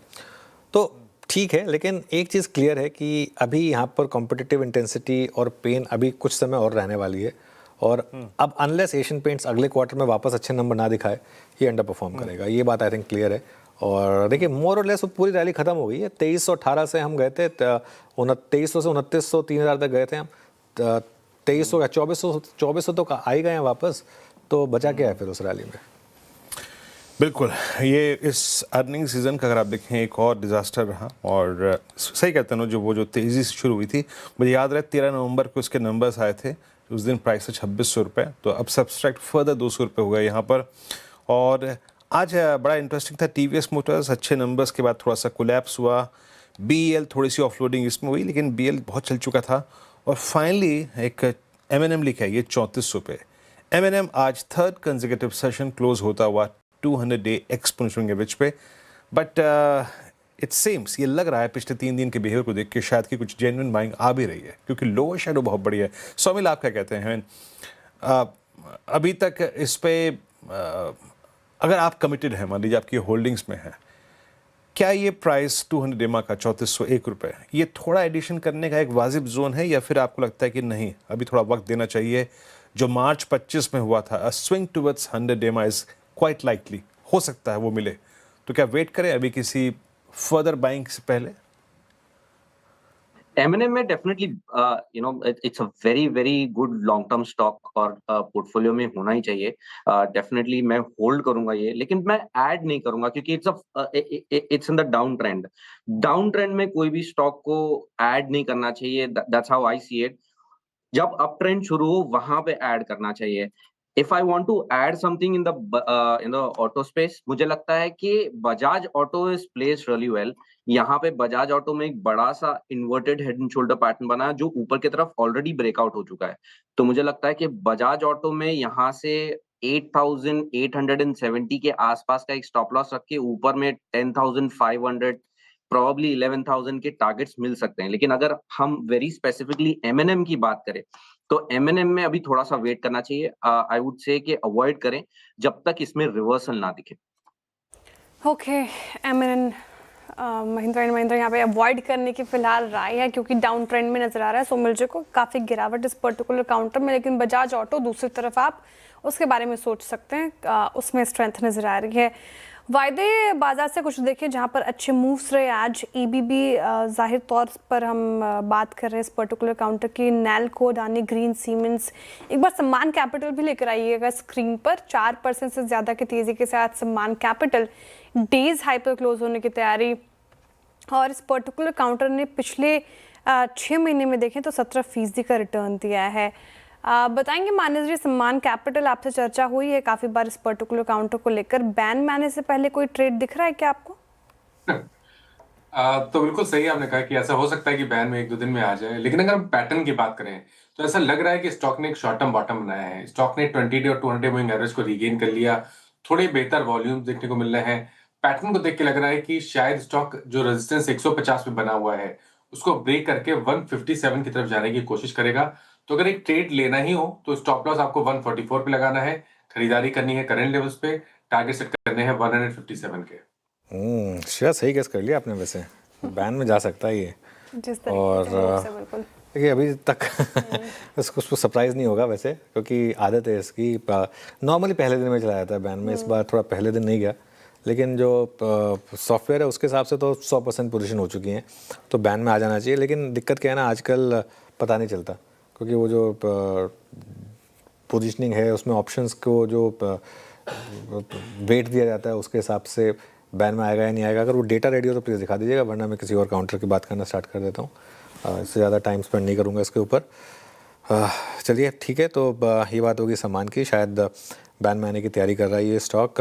एक बार इटर्नल रखिएगा ज़रा स्क्रीन पर, इटर्नल करीब 3.5% ऊपर इस समय आपको ट्रेड में करता हुआ दिखाई देगा। ट्रेड इटर्नल में क्या long term sort of bottom बना के अमित जी एक बार जरा चार्ट देखिए, 2 दिन से अच्छी रैली। जी अनुज जी, अगर पहले वीकली सपोर्ट की बात करें तो सपोर्ट यहीं पे आता है 260-265 के आसपास। स्टॉक ने एक रिवर्सल जरूर दिखाने की कोशिश की है, 10 और 20 डेमा भी रीगेन हो रहा है। 200 डेमा लगभग हमारा यहाँ पे आता है 285 के ऊपर। अगर 285 के ऊपर 1 से 2 दिनों में सस्टेन करता है तो फिर कह सकेंगे कि हाँ यहाँ पे एक बॉटम है। लेकिन अगर किसी की पोजीशन है तो होल्ड करें, 272 का हम स्टॉप लॉस लगा के रखेंगे। ओके, इटर्नल 276 पर ये व्यू है आपका। और टुवर्ड्स क्लोज आज ऐसा लग रहा है कि आज पूरा का पूरा कैपिटल गुड्स जो स्पेस है ना वो एक बार फिर से रिवाइव हुआ। लुक एट एबीबी, विषय हालांकि याद रखिएगा इसकी पेरेंट कंपनी था एबीबी पीएलसी का, लेकिन फिर आप लेके आइए सिमेंस का 3110 पे क्लोज हुआ, ये शानदार मूव यहाँ पे। एलएनटी इटसेल्फ अगर आप देखें 3.5% ऊपर 3952 के स्तर पे। बीएचएल एक मिसिंग पार्ट है, बट वहाँ पे रीज़न कुछ और था, उसको मैं स्किप करता हूँ। बट और इनफैक्ट एक बार कमेंट्स भी लेके आइएगा, कमेंट्स क्या कर रहा है। कमेंट्स आपकी एक सेकेंड, कमेंट्स आपकी स्क्रीन पे आ गया, इट्स 4061, यहाँ पर भी पुल बैक है। सो मैं जैसे कहते हैं ना, एक थोड़ा बेनिफिट ऑफ डाउट अगर मैं लूँ और बाकी 3 स्टॉक्स के इतने बड़े रिवर्सल, उसके बाद अगर मैं थोड़ा सा एक ऐसे स्टॉक पे कमिट होना चाहूँ जिसमें बेटर रिस्क रिवॉर्ड रेशो है रिवर्सल में, है ना, उसमें आप कमेंट्स को कहाँ प्लेस करेंगे? सबसे ऊपर, बिकॉज रिस्क रिवॉर्ड रेशियो में इस समय अगर आप देखें तो तीन कैंडल बनी है लास्ट 3 ट्रेडिंग सेशन में, तीनों 200 डेली मूविंग एवरेज की ऊपर है। अच्छा मोमेंटम है, 10 डेली मूविंग एवरेज की ऊपर आज क्लोजिंग आ रही है, which is a very good sign. तो एलएनटी एंड सीमेंस तो अच्छे है ही, एलएनटी ने तो बहुत ही अच्छा मूव दिखाया है, लेकिन सीमेंस का स्टॉप लॉस बहुत ही छोटा है। अगर हम कंपेयर करें तो 3885 का एक स्टॉप लॉस रख के मुझे लगता है क्यूमेंस को हम बाय कर सकते हैं for a target of around 4325 के आसपास, जो एक प्रीवियस स्विंग हाई भी है। मुझे लगता है कि 2040 डेली मूविंग एवरेज के ऊपर भी चले जाएगा, क्योंकि लॉन्ग टर्म और मीडियम टर्म में तो ट्रेंड अभी भी अप है, तो बाय ऑन डिक्लाइंस की ही स्ट्रैटेजी रखनी चाहिए। बाय ऑन डिक्लाइंस की स्ट्रैटेजी, कमेंट्स में फिलहाल ये स्ट्रैटेजी आप अपनाएं। कुछ और काउंटर्स, इटर्नल अब 4% अप इस सेशन में, गाबसर की बीटीएसटी कॉल भी है ये, और काफ़ी गिरा ये स्टॉक, लेकिन अब डेज हाई पर क्लोज होने की तैयारी। इसके अलावा सारे बैंकिंग स्टॉक्स देखें आप, एक्सिस बैंक, इसमें भी अच्छे मूव, आईसीआईसीआई, एचडीएफसी बैंक। एक बार रखिएगा भारतीय एयरटेल स्क्रीन पर, और आज चर्चा हो रही थी भारतीय एयरटेल की, मेक और ब्रेक जोन पे खड़ा है, लेकिन सर निचले स्रोत से भारतीय एयरटेल ने रिकवरी दिखाने की कोशिश की है आज। क्या ये रिकवरी लग रही है आपको आज की टिकाऊ या फिर मतलब कैसे अप्रोच करें भारतीय एयरटेल को? हाँ, आज हमने इसको लिया था चैट जीपीटी में कि मेक और ब्रेक है, तो ब्रेक भी हुआ मेक भी हुआ तो समझ नहीं आ रहा है ना। सुबह लग रहा था कि ब्रेक हो गया, अब लग रहा है मेक हो गया, तो क्या करें। लेकिन ठीक है, देखिए क्या है ना, 200 डे मूविंग एवरेज के आसपास है। मेरा व्यू ये है कि अगर आपने भारतीय की पुरानी रैली मिस की है, and now I am talking purely as investor, I am sure कि काफ़ी लोगों ने भारतीय में बड़ा पैसा बनाया है, क्योंकि लगातार हम इस पर बुलिश रहे थे। 600 रुपये से बुलिश थे, 2100 रुपये के भाव हो गए। अब भारतीय में इन्वेस्टमेंट ऐसी ही होती है, जब भारतीय ऐसी करेक्शन देता है तो मतलब नेचर है हर स्टॉक का कि कभी ना कभी करेक्शन देगा आपको, तो भारतीय ने भी दे दी वो करेक्शन। एक चीज़ और जब आप सोचें ना, जब भी आप इन्वेस्ट करें तो कि डाउन साइड कितनी है किसी भी चीज़ में, अगर आप इन्वेस्ट कर रहे हो तो डाउन साइड कितनी है और अपसाइड कितनी है। जैसे कई स्टॉक्स हैं जिनमें नाम नहीं लूँगा, लेकिन 70-80% उड़ गया ना। आप अगर आपने पैसा डाला, लोगों की पूरी कैपिटल उड़ गई। इसमें कितनी डाउन साइड है? वर्स्ट केस सिनेरियो में और यहाँ से और 10% गिर जाएगा। अगर मार्केट में बेयर मार्केट आई तो 20% गिर जाएगा। बेयर मार्केट आ गई, एकदम एक्सट्रीम क्रंचिंग बेयर मार्केट आ गई तो। लेकिन क्या ये वापस ऑल टाइम हाई लगाएगा और उसके भी ऊपर जाएगा? आई थिंक रीजनेबल गैस होगा कि हाँ, क्योंकि देखिए अभी भी देश की 2 बड़ी टेलीकॉम कंपनियों में से एक है। डेटा कंजम्पशन बढ़े जा रहा है, पेनिट्रेशन बढ़े जा रहा है। अभी तो अगले 10-15 साल तक विजिबिलिटी है कि टेलीकॉम में नंबर्स अच्छे आते रहेंगे। आगे जाके टैरिफ हाइक भी होगी जब लोगों को आदत लग जाएगी तो इसके लिए तो ये होता है लॉन्ग टर्म ग्रोथ। हाँ, लेकिन ट्रेडिंग में क्या होगा ये मैं नहीं कह सकता। ये मेरे लिए कहना थोड़ा टफ होगा। अभी 200 डे मूविंग एवरेज पर टिक गया तो हो सकता है रैली आ जाए, ना टिके तो और 4-5% की करेक्शन आ सकती है। ये कौन कह सकता है। लेकिन अगर आप इन्वेस्टर हैं और आपने पिछली रैली मिस की, शायद एक मौका मिल रहा है आपको वापस। गाबा से देख लीजिए चार्ट एक बार आप भी। भारतीय एयरटेल का रिकवरी हुई निचले स्रोत से, अब डेज हाई पर आज की क्लोज होने की तैयारी कर रहा है। कैसी रिकवरी लग रही है? भारतीय एयरटेल में निकाल लेता हूँ चार्ट। यस, एग्रेसिव कॉल है। जो गिरावट आई है उसमें लगता है इस गिरावट में थोड़ी थम गया है इस गिरावट में। आज का लो है 1940, वहां अगर स्टॉप लॉस लगाकर चले तो कप्पू मिल सकता है। टारगेट 2010 वहां पर देखिए कैसे नेगोशिएट होता है। लेकिन trading point of view yes buy बनता है, even BTST Bharti Airtel. Bharti Airtel. और लास्ट में मैं 2 स्टॉक रखूंगा। एक तो देखिए बायोकॉन फिर भी अगर आप देखें नीचे है बट स्टिल डिसेंट है। बट सिंजन जब से इस स्टॉक की डिस्कवरी हुई है, मेरे ख्याल से 2022 में हुई थी, इस समूह की जो कंपनी निकली थी 474। इस बार के नंबर्स हर पैमाने पे टॉप लाइन बॉटम लाइन हर तरफ से कमज़ोर थे। और सिंजन याद रखिएगा आज अपना एक लो था 17 मई 2022 का, दैट वाज आई थिंक 508, उसको तोड़ के भी क्लोज हो रहा है 471 रुपये पे, 8 रुपये नीचे। ये ऑल टाइम लो है। यानी अगर इस अर्निंग सीजन में अगर आप एक वर्स्ट प्राइस परफॉर्मर को देखें पोस्ट नंबर्स, दैट्स सिंजन। खैर चलते हैं बस क्लोजिंग को देखने के लिए अनुज के पास। अनुज, ओवर टू यू। चलिए वीरू, आज मैं माइंड नहीं करूँगा कि आपने मुझे 2 मिनट दे दिए, क्योंकि आज मार्केट अच्छा था और काफ़ी क्लोज में देखिए थोड़ा सा वो weekly expiry monthly expiry Sensex की उसका थोड़ा इम्पैक्ट आ गया। बट अदरवाइज हम एकदम सटीक रेजिस्टेंस पे बंद हो रहे हैं। निफ्टी पर 25,400, बैंक निफ्टी पर एग्जैक्ट 60,000 और सेंसेक्स पर करीब 82,500 पर। चलिए देखते हैं स्क्रीन पर। 75 पॉइंट निफ्टी ऊपर था, करीब 1/3% ऊपर। आज की रैली को स्पॉन्सर किया पूरी तरीके से बैंक निफ्टी ने। 400 पॉइंट ऊपर था बैंक निफ्टी। इनफैक्ट हम ऑल टाइम हाई के काफ़ी करीब हैं। क्लोजिंग बेसिस पर तो शायद ये ऑल टाइम हाई के काफ़ी करीब होंगे हम, और इंटरडे बेसिस पे भी बहुत ज़्यादा दूर नहीं है। एक ऐसा दिन और आ जाए तो ऑल टाइम हाई आ जाएगा। निफ्टी आईटी ये थोड़ा अंडर प्रेशर था, तो इसने निफ्टी के गेंस को कैप किया, लेकिन फिर भी करीब 1% नीचे था ये। आज मिड कैप और स्मॉल कैप थोड़ा कम चले। मिड कैप 0.1%, स्मॉल कैप 0.2%, लेकिन इंटरडे में यहाँ भी अच्छी रिकवरी हुई। एडवांस डिक्लाइन आपको डिक्लाइंस के फेवर में दिखेगा, लेकिन सुबह काफ़ी ख़राब था, 1:3 का था। उसके मुकाबले थोड़ा सा इंप्रूवमेंट के साथ 1250 वर्सेस 1740 पर ये बंद हुआ। अब आते हैं हम सेक्टोरल गेनर्स पर। एक बार देखते हैं आज कहाँ गेंस थे। मेटल्स ने फिर लीड किया। ये कल की स्क्रीन नहीं है, आज की है। 3.2%।